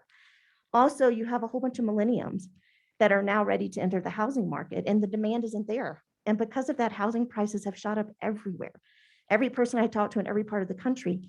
So there's nothing that you can do tonight with this ban that you're trying to pass that is in any way going to make housing affordable for a local that's trying to move from a rental into a property. Again, that's something that only through putting deeded affordable housing in place can you help provide affordable housing for the workers of this town. So I just ask you to look at the big picture, take the time, make sure and get this ordinance right before you pass it, and just make sure you don't create an issue you don't want with causing STRs to go underground, because In many towns I'm familiar with, that's what they do when this happens. Thanks, Heidi. Thank you. T. Mueller, Loretta Babich, Stan Dotson, Carrie Piku, and Andrew Biggin. I'm not speaking, Eric. Oh, thanks, Loretta. So JT, Stan Dotson, Carrie Piku, and Andrew Biggin. Hey, JT. Hi, guys. JT Muller, Breckenridge local and business owner. My wife Fonda and I prepared a little statement here. So here we go again. We believe that what you're doing is hurting locals. It's hurting small business, and it's not good for the local economy.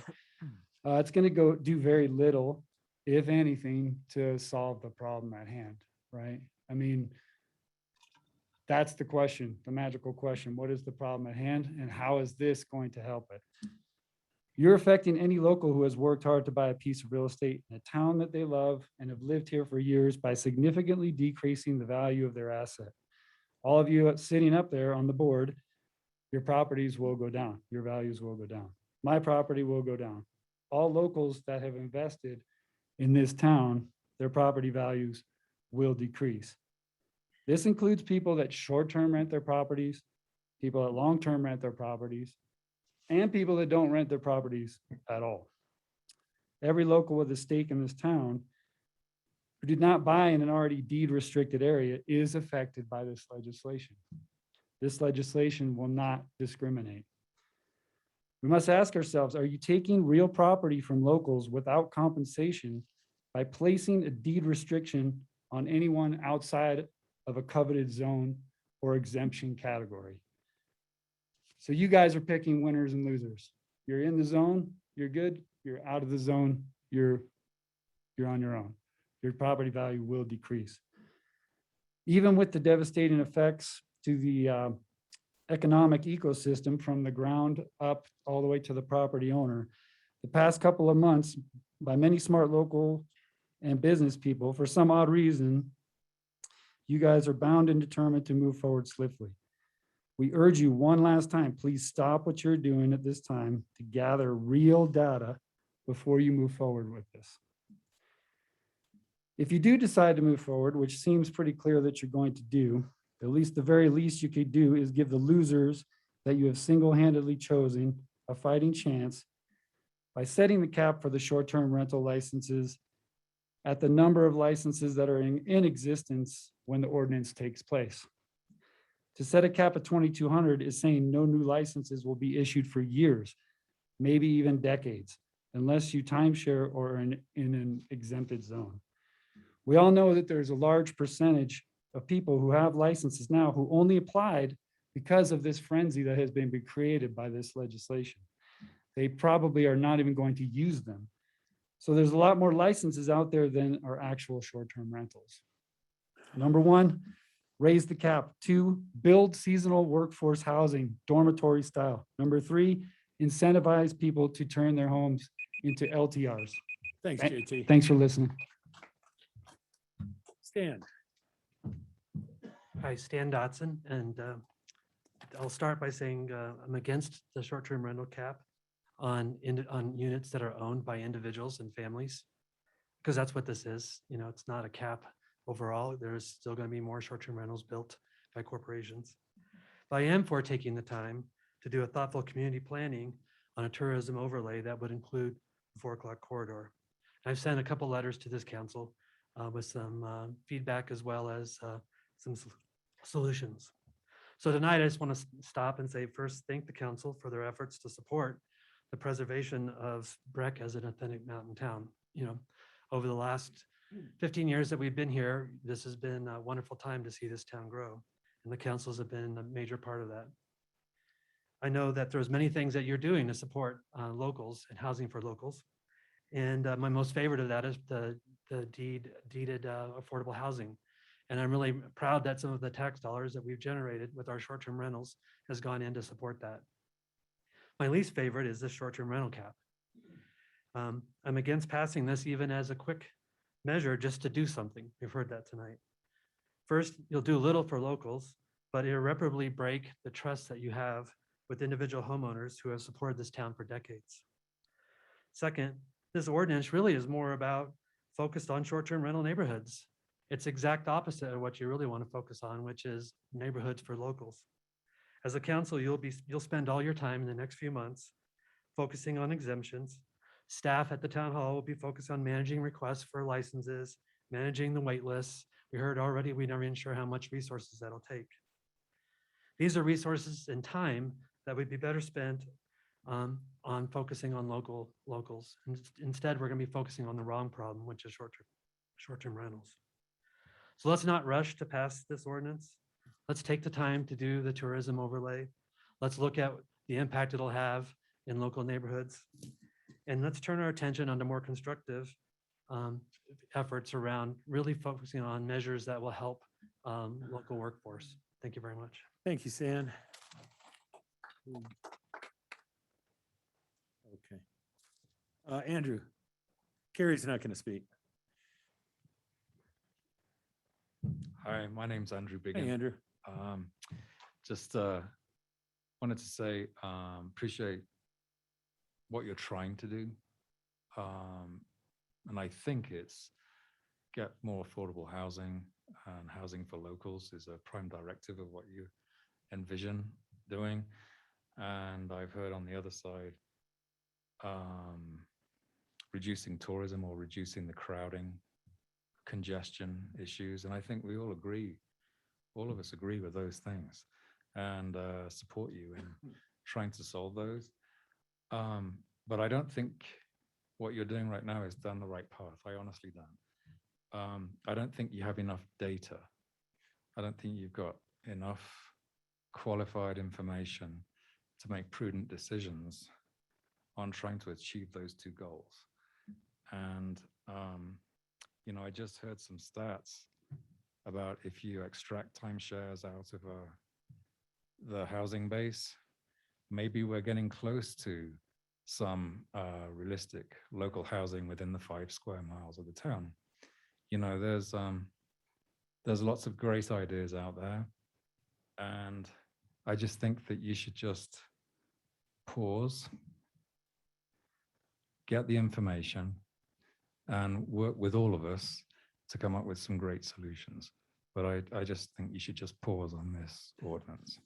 Thank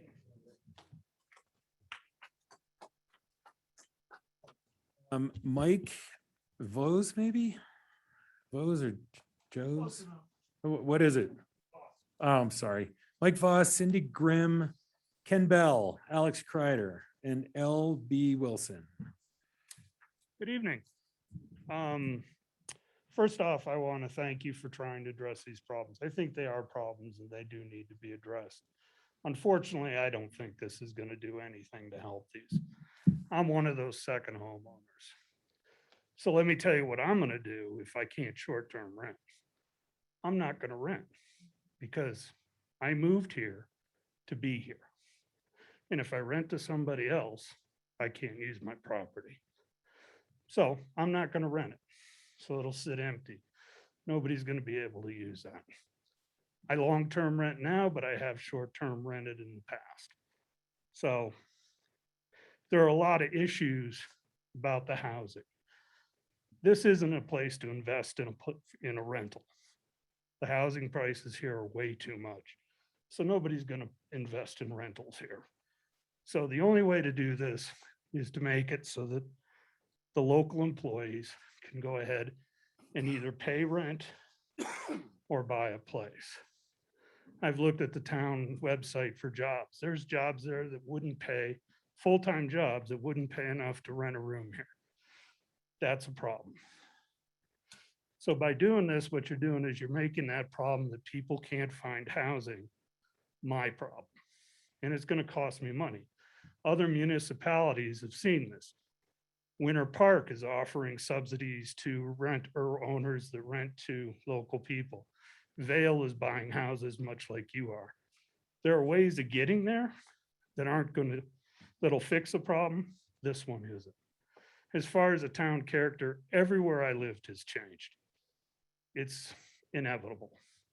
So the only way to really stop something from changing is to quit issuing building permits, quit issuing business license, quit marketing.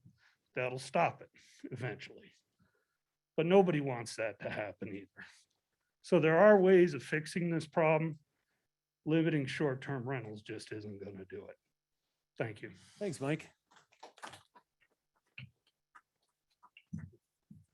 Hello, Cindy Grimm. Thanks for listening.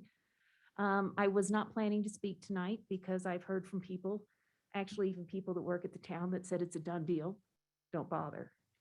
I hope that is not the case. I am opposed to this legislation.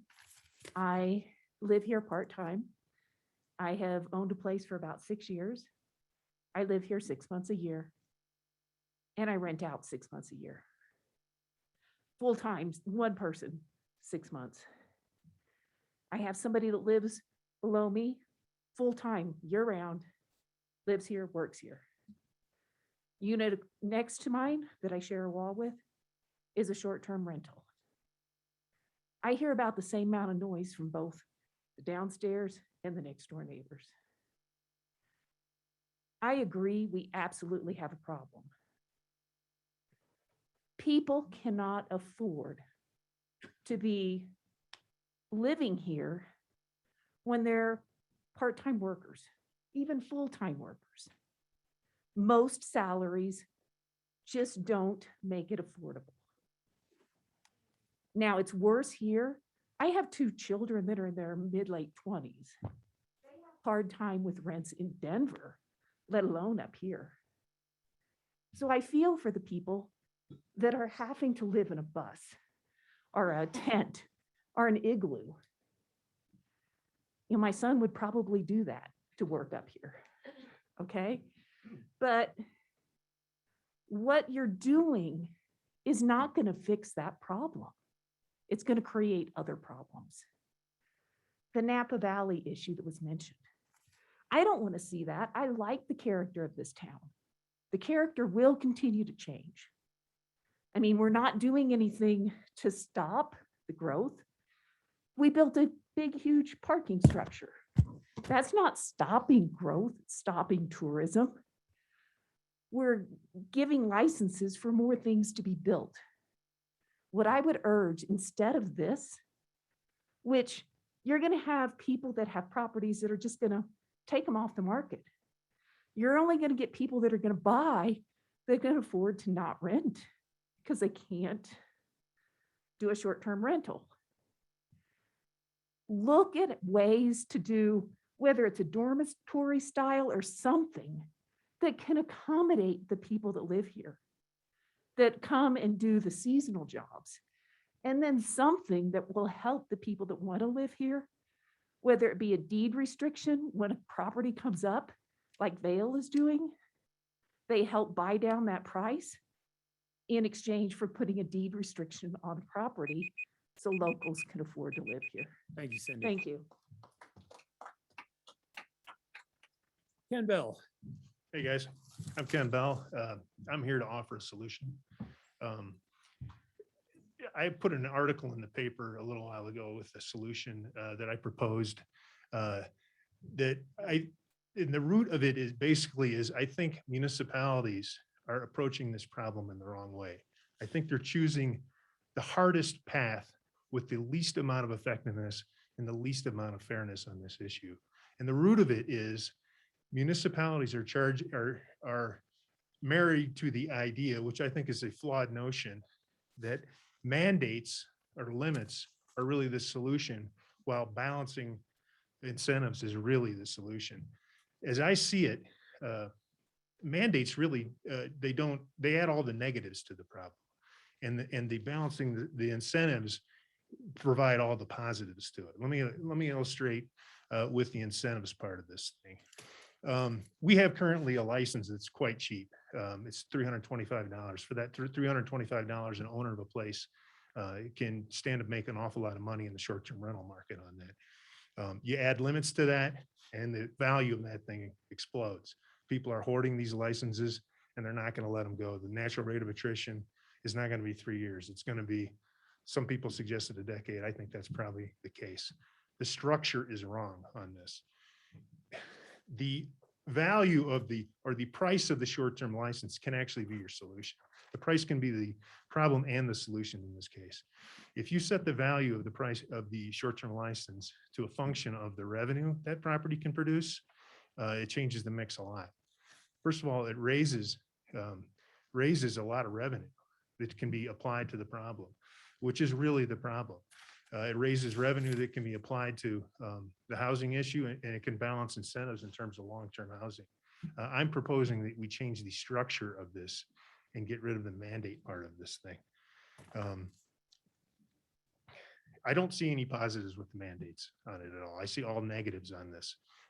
You start going down the road of being the judge and jury for everyone moving forward in terms of who's the winners and losers in this scenario. You start going down the path of rights, which is a hot button issue. People are not going to back away from property rights. This will be a hard fight to take. There's really no positives with it. With the balancing the incentives, that's a whole nother ballgame. It allows people with the opportunity to have a license at market value. You can design a structure quite easily on this. I think you're taking a very hard path on this. It's doing a disservice to you guys. It's doing a disservice to the other side of the argument. And it's doing a disservice to the entire community. This is a divisive issue, and it need not be a divisive issue. You're taking a very hard path on this. Thank you. All right. Here to tilt at windmills. I see it trying to address two goals. One is a quality of life issue about noise and parking, et cetera, in long-term neighborhoods. You're not going to accomplish that with this because any of those houses already have a license and they're going to continue to operate that license. And you're going to make that license so difficult to obtain that that house is never going to change from that ever because it's going to be too valuable. The way to address that is through enforcement. And if enforcement isn't working now, it's not going to work with a cap because those licenses are still going to be in place. The second thing I see this trying to address is workforce housing. My problem with that is that you are in effect legislating deed restrictions into place. There's already a deed restriction process where you purchase deed restrictions from homeowners. If it's right, proper, and appropriate to compensate a homeowner for accepting a restriction on the use of their property in the past, how is it now right, proper, or appropriate to ask a homeowner to accept a restriction on the use of their property without offering any compensation? Secondly, the exempt versus non-exempt properties, I'm really struggling with that. It really seems like I'm really struggling to see that as trying to be reasonable. Certain properties are intended for that use. We will exempt them. We'll make sure they have security because that'll keep the noise problem down, et cetera, et cetera. But from the outside looking in, it really looks like these rules are tailored to favor specific properties. And then the cap then squeezes short-term rental income stream into those properties. It smells bad. But don't worry about me, I'll land on my feet because I've already applied for my short-term license under the cap. You know, and that puts me, I'm running out of time. But anyway, 25 years I've long-termed that unit, but I now have to start short-terming it because otherwise I can't. And that unit is my retirement.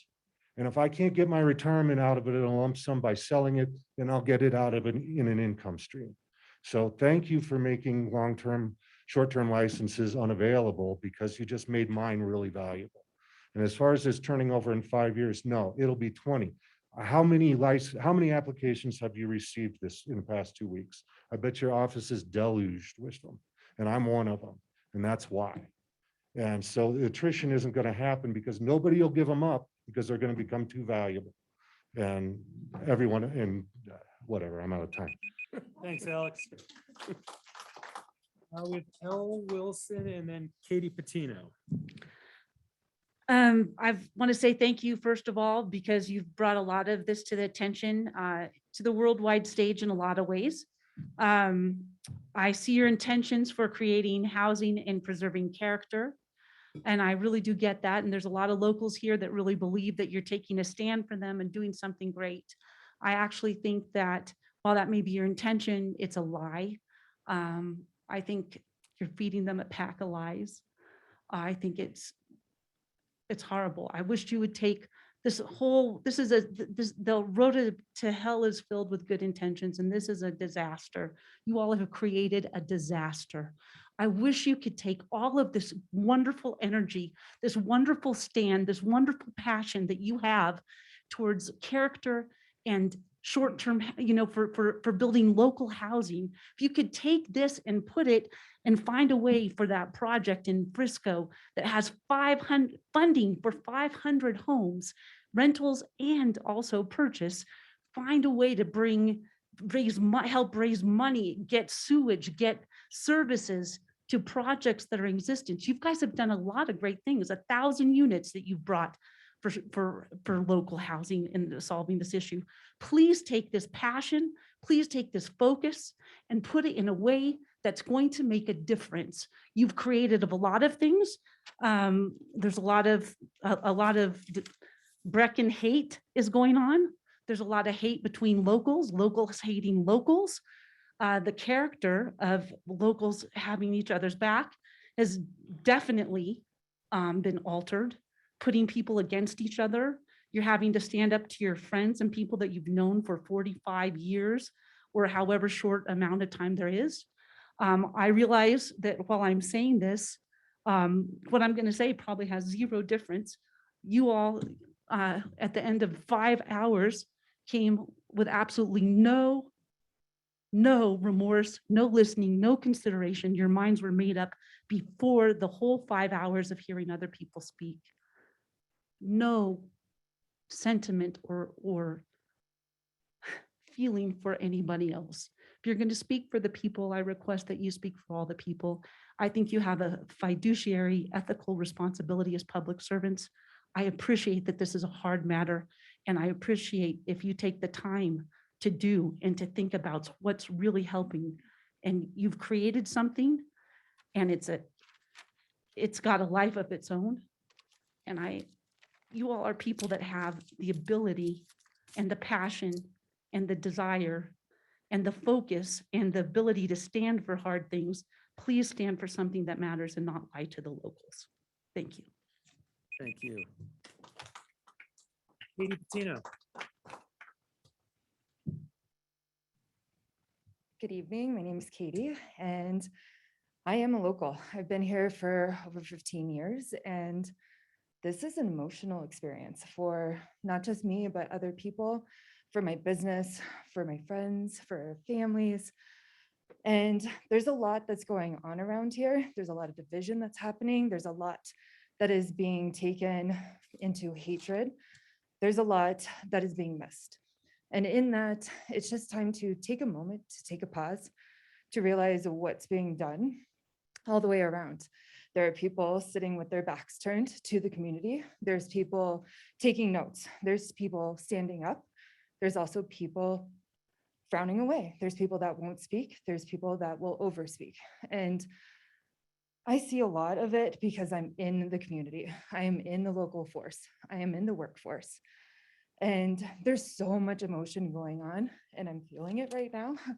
And in that, I just ask you to take a pause, take a moment, take a break, see what this will do, not only to your futures, to your children's futures, to the community's futures, but to every single person that lives here, that works their butts off to be here, and then also seeing where you can actually create more.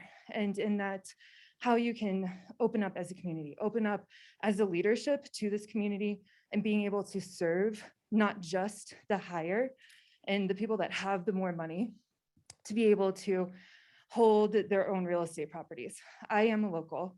I do live in a rental, and I do see the issues. I do also work in short-term rental.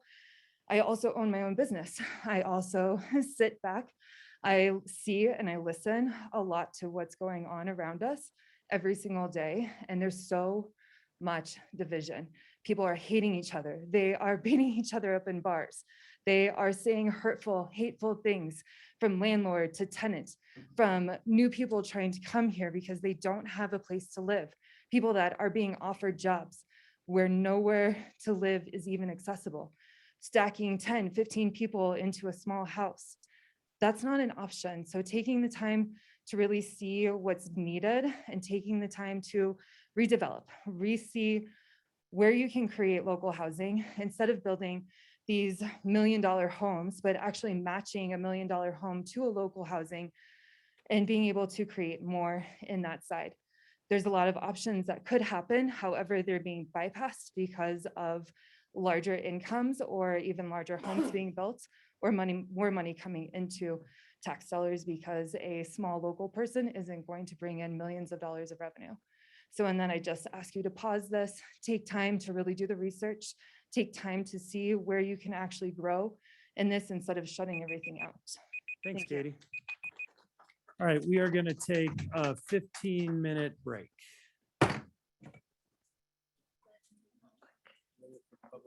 That's it. That's it for public comment.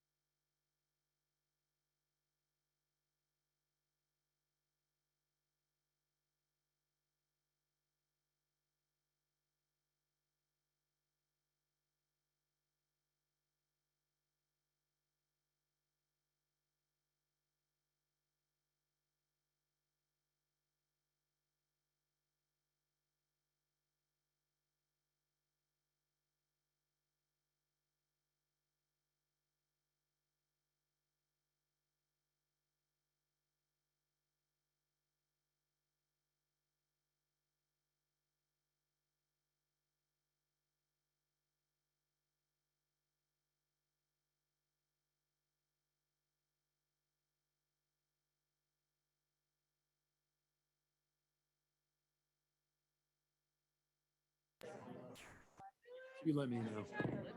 Okay.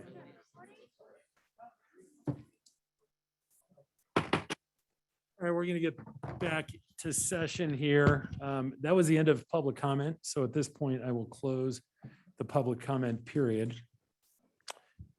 Is there a motion? Or we'll have discussion first.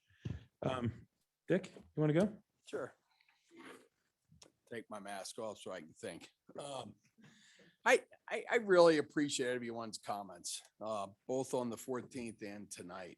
There were some really good ideas. I have been taking notes. I've been taking notes since we had our work sessions way back last April, when we went out of our way to create study groups and sat and listened. And I also appreciate the passion on both sides. And I appreciate the group respecting each other's comments. You know, the division and the divisive nature of this issue, many have recognized that. I do as well. But it's been here for a while. You know, it was here prior to this discussion even coming up. It was here prior to COVID, you know, and I've seen it in my small business. And in the 40 years I've lived here, I've seen it get worse and worse and worse every year, because the gap between the haves and have-nots has just gotten broader and broader and broader. Is this going to fix that? I don't know. I hope we can all challenge each other to try to be more civil in our emails, in our communications with each other, in the advocacy within the sides in this. This issue is going to continue.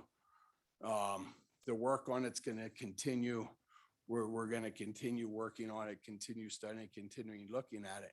And I think we all need to challenge each other and be better in Breckenridge, and really show discretion in the tone and the nature in which we communicate and advocate for our passion in our side. I challenge myself. I challenge all of us. We have done a lot. I'm not going to try to regurgitate it all. Many recognized it. I appreciate it. Many are still understanding some of what we've done.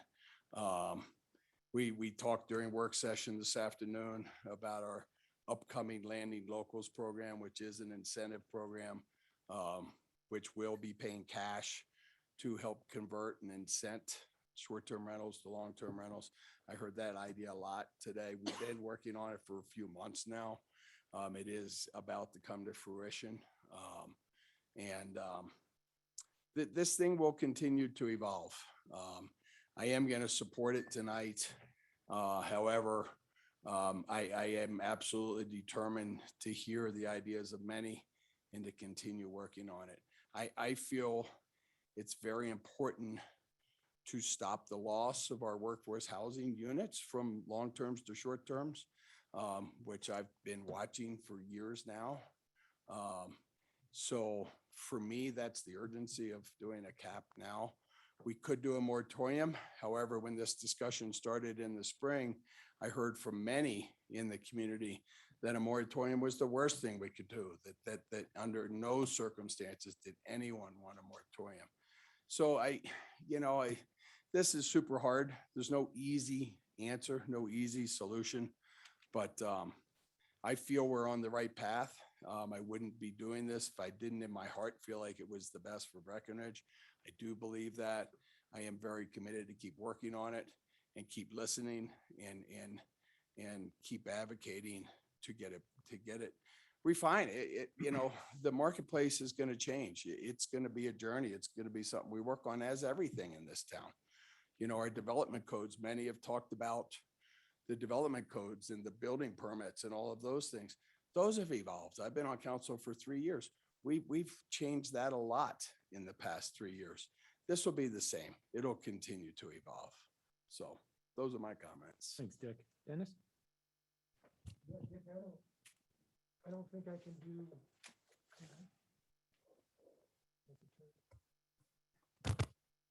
I don't think that I can say anything better than you said it, Dick. I would like to thank everybody for your time tonight.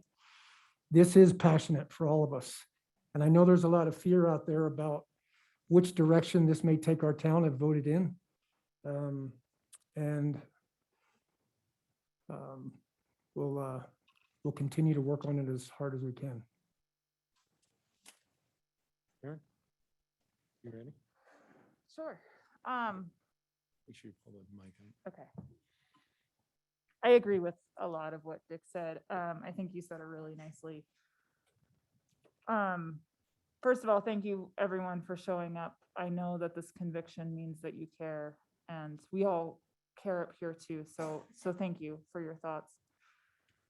I respect all of you, and I do respectfully disagree with some of you. This is not without feeling. This is not without thought. I mean, I think we've all thought a lot about this over, well, the last months, several months, the last few years.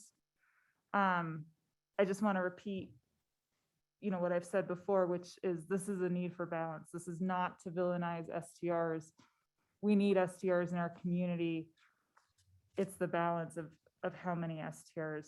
This is one tool in the toolbox to work on workforce housing. We have and are going to continue to work on providing incentives. We have other incentives already in place. And I've heard monitoring come up, and we do plan to address that as well as fees. And it's true, we don't explain what the $95 million goes to in this ordinance, but it's on the town website. We have participated in a varied type of housing, including rentals and ownerships, not just ownerships. And I totally agree, we do need to talk about Picasso. That is something that we have absolutely, mentioned before, but we need to talk about it to see if we can solution for it. We do know that prior long-term rentals have been converted, as Dick said, to short-term rentals, and that STRs require more workforce, and we don't have more workforce to give right now. And I do agree that exempt properties do need to live up to the expectations, and that also includes monitoring, which we will have in the works. And just as a reminder, as long as you continue to renew your short-term rental license, you will be able to short-term rent. That is still part of this. I will continue to support this cap. I do think it's the right thing for Breckenridge. I do think it's evolving as well. Thank you. Carol? Yeah, first I want to thank staff for all their hard work on this. I want to thank everyone that commented. Last regular meeting, we got a lot of valuable feedback, and after Friday's special meeting, I think we left this ordinance in a better place, and there's still work to be done. And I look forward to that next step where we dig into land use guidelines. But as is, I support this ordinance. I see it as a change in philosophy moving forward, where we're not prioritizing one industry over the other, and prioritizing and looking at our industry as a whole. We respectfully listened to everybody that got up and talked, okay? That's, if you don't want to do that, then please leave. All right? Go ahead, Carol. And this has been a very transparent process, as Aaron highlighted, which there seemed to be some confusion. We're not taking anyone's license away.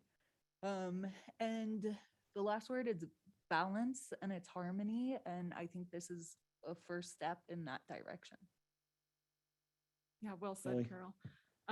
I agree with what's been said. I will just go on to say that, I feel like there's been a lot of concern that STR is being a scapegoat for an issue, but this is just one part of a much bigger process that we have been undertaking to take care of this community for a long, long time.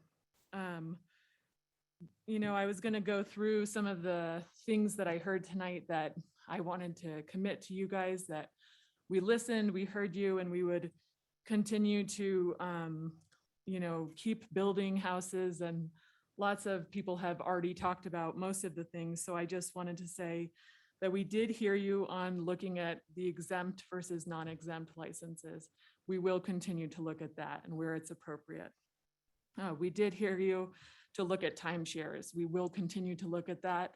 How should we be managing those to continue to provide the community with balance? We did look, we did hear about Picasso. We've known about that for quite some time, but that will be something that we'll need to look more closely at. We will definitely continue to study employee housing data for this community, for the Upper Blue, and understand and know more as we're moving forward. And that I do really agree that the fee will be a super important part of this process, that it will both help fund housing and the housing programs that we have going on, and it will help hopefully continue to encourage people who aren't short-term renting to put the licenses back in the pool and help keep a healthy ecosystem of licenses in the community. So I will also be supporting this.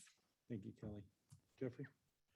First of all, there's some of you that wanted a moratorium. I wanted one in April, and it just with the uproar over that was deafening. The reason I wanted it, because I wanted to give us some time to figure some stuff out. Stuff that we're doing right now, incentives, buybacks, deed restricting, trying to figure out how to lessen the impact of the growth that we've been going through. No one is going to lose their license, as it's been mentioned before. And as Ron Shelton said, he doesn't think property value is going to go down. And you know, so that was been a big cry on that. Property values probably might be a blip, but I don't think they're going to go down. And the appreciation of the property has been astronomical. So perhaps a little bit of an ebb and flow of the value won't be as damaging as you think. Now we're talking about demonizing, villainizing, bad rap. That's on you guys. That's not us. We never demonized short-term rentals. We never said they were the villain. We never said they were a bane to our community. Eric has said all along that this place has been founded on short-term rentals. Now we're just getting a little out of whack. And also now the boogeyman in the room is big box.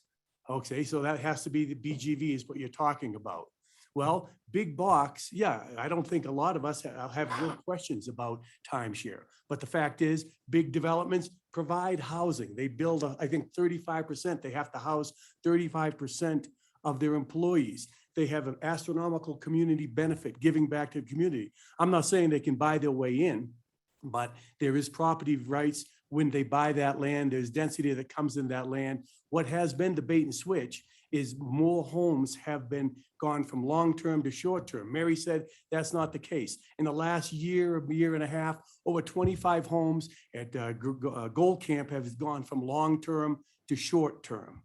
That is, you know, and that was a foundation of community, local housing.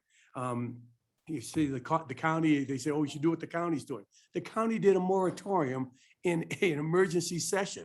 And would you like to, I'd do that in a New York second. I would put a cap on it right now. This could probably be 3,000 short-term rental licenses when this thing goes in effect. Yeah, it's going to take a long time for anything to change. And I'll guarantee you, almost everybody in this room will be fine. Now, also, people say, oh, you got to do the 4 o'clock corridor, the tourism corridor. We've been talking about that. It's almost like we say something and then you say, well, you got to do that. Well, we've been talking about it. We probably will do it. And so that is something I think there are some homes that have been designed for tourist rentals, and they should be continued that way. And I think all of us are pretty much in the like mind of that. Now, and also, I wish, you know, we lost our communications director, but the information is out there. We have, you're talking about 1,000 deed restricted home for sale. We have over 300 and soon to be over 300 rental units for sale. I do not want to live in a community that has a 4-story building out on Airport Road that we house the people like refugees. And that's not part of our community. And then just in this one meeting alone, I've been hearing liar, hidden agenda, an embarrassment, heartless, no feelings for anyone, ruining the town. That's just bullshit. I don't think you guys want to ruin the town, and give me the benefit of the doubt, give us all the benefit of the doubt that we don't want to ruin the town. We spend a buttload of time thinking about this issue, researching it. Oh, the data's not there. That's crazy. We have been studying this forever. And this is just one, as we said, tool in our toolbox. This is one thing to stop the bleeding. Yes, I honestly think we might be able to rescind this years down the road. You know, I mean, I don't know who knows down the road, but we might be able to rescind this if some of these other issues take effect. But in the interim, if you don't think this town is in a position that we can't sustain, then you're not either paying attention or you're thinking of your pocketbooks instead of the goodness of our community. All of us out here, I'm probably the easiest one here. I don't have a job, I don't have a kid, I'm retired. These people have jobs, kids, businesses. They're trying to keep this together, and to question their morality, to question their integrity is just an embarrassment. And we don't, you know, all this stuff that you said to us, we didn't contradict you, but you came up here and it was like going, for me, it was like going to a knife fight with a Q-tip and listening to all this crap that you said about us. And I am going to make the motion for this, and hopefully down the road, we can all come together, but we're not the ones that's creating this dissension. It's you guys doing it towards us and having a them and us situation. So there you have it. Peace out. Oh, eat me. Hey, stop. Okay, all right, stop, please, stop. That's me. That's me, dude. That's me. I'll put it on now. Please. If you want to make out, we can. Please. Look,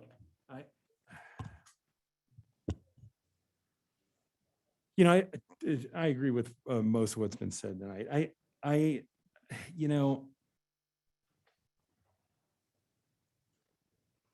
I'm okay with being accused of stuff. Being accused of being in the pocket of big box, though, is not. I'm just, you can talk to people like Toby. We're on opposite sides of this issue, but Toby knows that I wouldn't. I mean, if Dudek's bringing me an envelope, I have never seen it. That's not how this works at this level. We do not, any of us, take bribes, take money, take gifts from anyone in this community, and never have.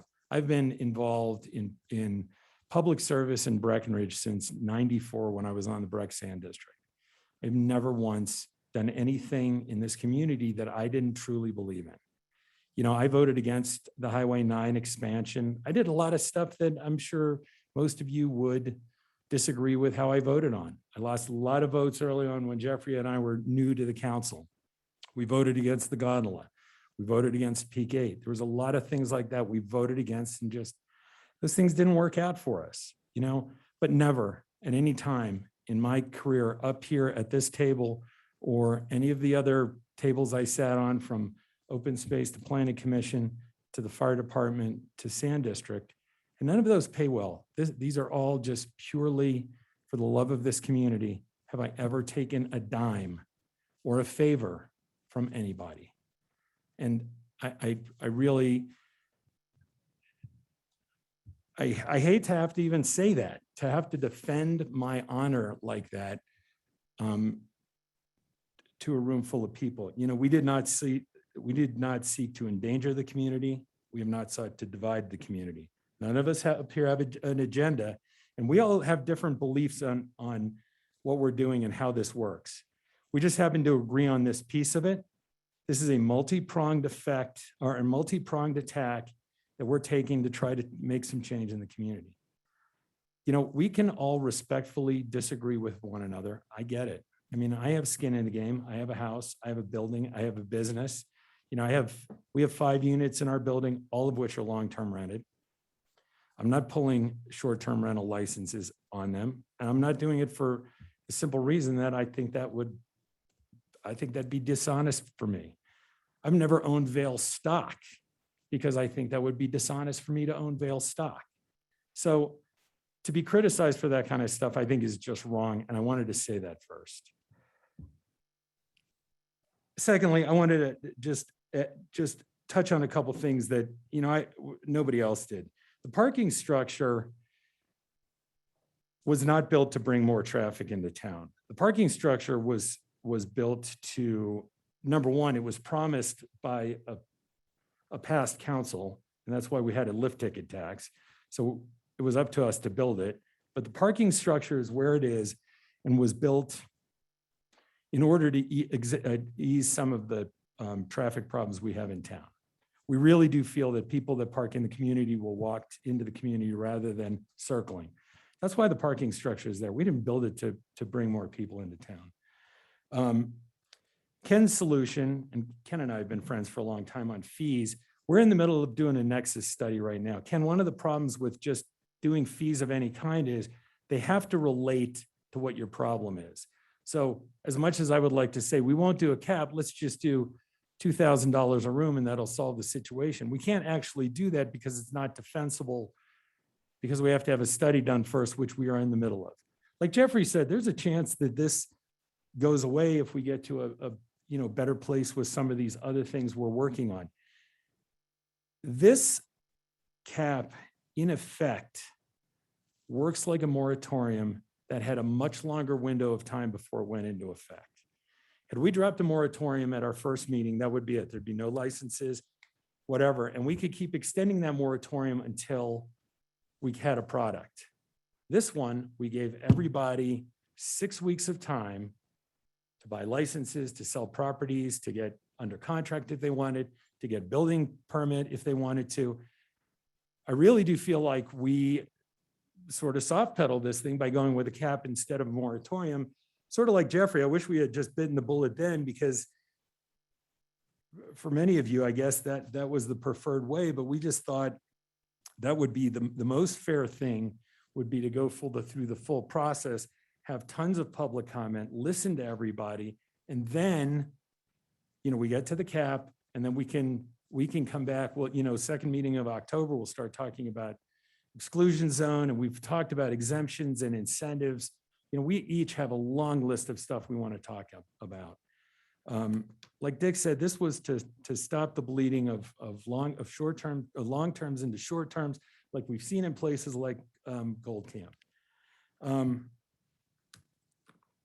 Honestly, I could go on all night long with this stuff. I mean, this has been our lives now for months and months and months. It has caused, I know dissension in our families. It's caused dissension with our friends, and we get that. But, I truly believe that everybody up here does things because they feel it's the right thing to do. And that's the only reason, period. That is it. So with that, is there a motion? First of all, I'd like to apologize for my language. Thanks, Jeffrey. I shouldn't have responded to the crowd or the mass comment. That was inappropriate. On second reading, I'd like to move past Council Bill number 26, Series 1, the title which has been, or in the form that's been read into the record. Second. And handed out by. There is a motion and a second. Is there any further council discussion? No, roll call, please. Ms. Jello, Yes. Mr. Carlton. Yes. Mr. Kuhn, Yes. Ms. Owens. Yes. Ms. Sade, Yes. Mr. Bergeron, Yes. Mayor Mamula. Yes. All right, we're going to take 5.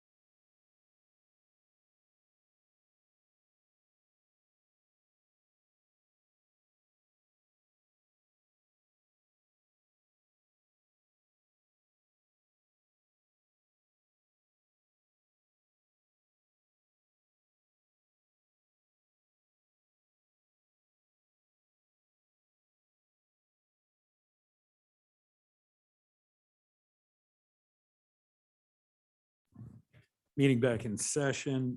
We have first reading Council Bill number 27, Series 2021. This is an ordinance repealing, readopting with changes Title III of the Breckenridge Town Code concerning taxation. Brian.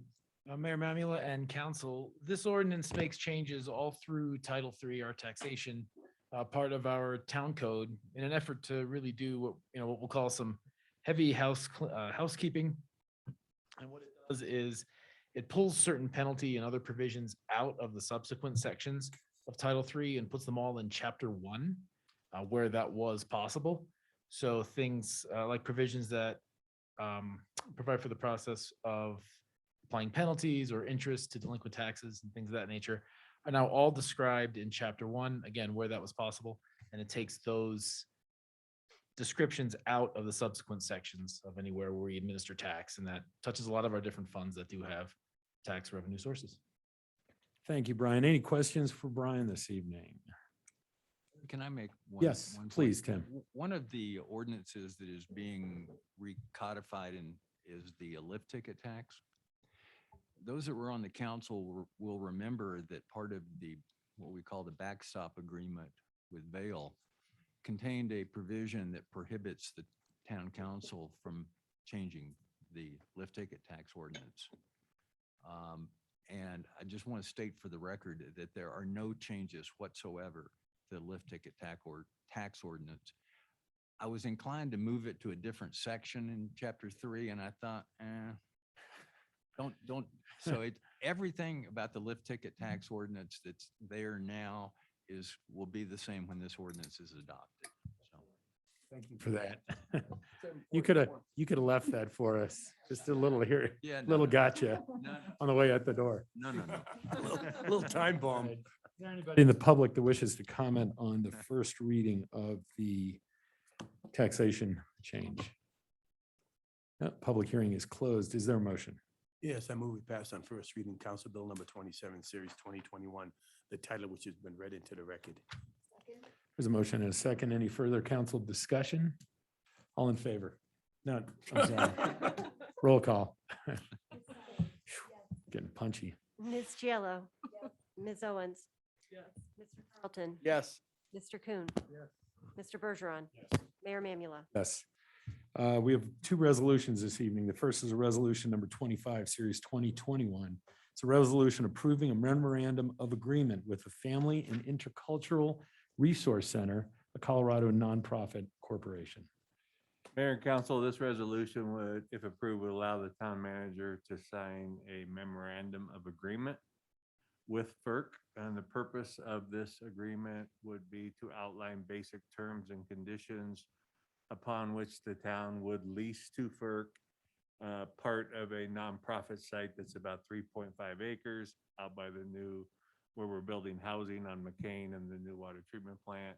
1/3 of that site, about 1.2, 1.3 acres, was set aside for the new FERC building that would consolidate and house their food market, their thrift store, all their operational offices, et cetera, and also partner with at least one entity, probably Building Hope, that they've been talking to out there. So this just sets that kind of wheels in motion for that to occur. We will be coming back with a much more formal lease, but it is proposed that this would be a 50-year lease with the right to renew for an additional 10 years at the end of that. Thanks, Rick. Any questions? Anyone in the public wish to comment on this deal with FERC? No, public hearing is closed. Is there a motion? I move we pass Council Bill on first reading number 25, Series 2021, the title which has been read into the record. Second. Motion and a second. Any further discussion? Roll call, please. Mr. Coon. Yes. Ms. Sade. Yes. Ms. Owens. Yes. Mr. Bergeron. Yes. Ms. Giello. Yes. Mr. Carlton. Yes. Mayor Mamula. Yes. We have resolution number 26, Series 2021. This is a resolution authorizing the submission of a state trails program grant application. Scott. Mr. Mayor and Council, before you is a resolution that, as you said, would approve or allow the ability for the town staff to pursue a state trails grant, which would help us accommodate some of the trail connections that we want to build in the next couple years that are currently being evaluated by the Forest Service on their NEPA analysis. This would allow town manager to sign off on any grant agreements that come our way and would provide the resolution that's required as part of the grant agreement itself. Thank you, Scott. Any questions for staff? No, anyone in the public wish to comment on this grant application? Seeing none, the public hearing is closed. Is there a motion? I move we pass resolution number 26, series 2021, resolution authorizing the submission of state trails grant program application. Second. There's a motion and a second. Any further discussion? Roll call, please. Mr. Carlton. Yes. Ms. Owens. Yes. Mr. Coon. Yes. Mr. Bergeron. Ms. Giello. Ms. Sade. Mayor Mamula. Yes, Planning Commission decisions for September 22nd, 2021. Any comments? Planning Commission stands as presented. Any other matters? I just got one. My apologies. I'm afraid I might have embarrassed the council with my emotions. And I regret anything I said, but I shouldn't have used bad language and told that guy to, what did I say, eat me? Bite me. I shouldn't have said that. That was wrong, and my apologies. And Thank you, Jeffrey. so. All right. Anything else? We are adjourned. Sit here and be sick to my stomach for a little bit. Yeah, me too.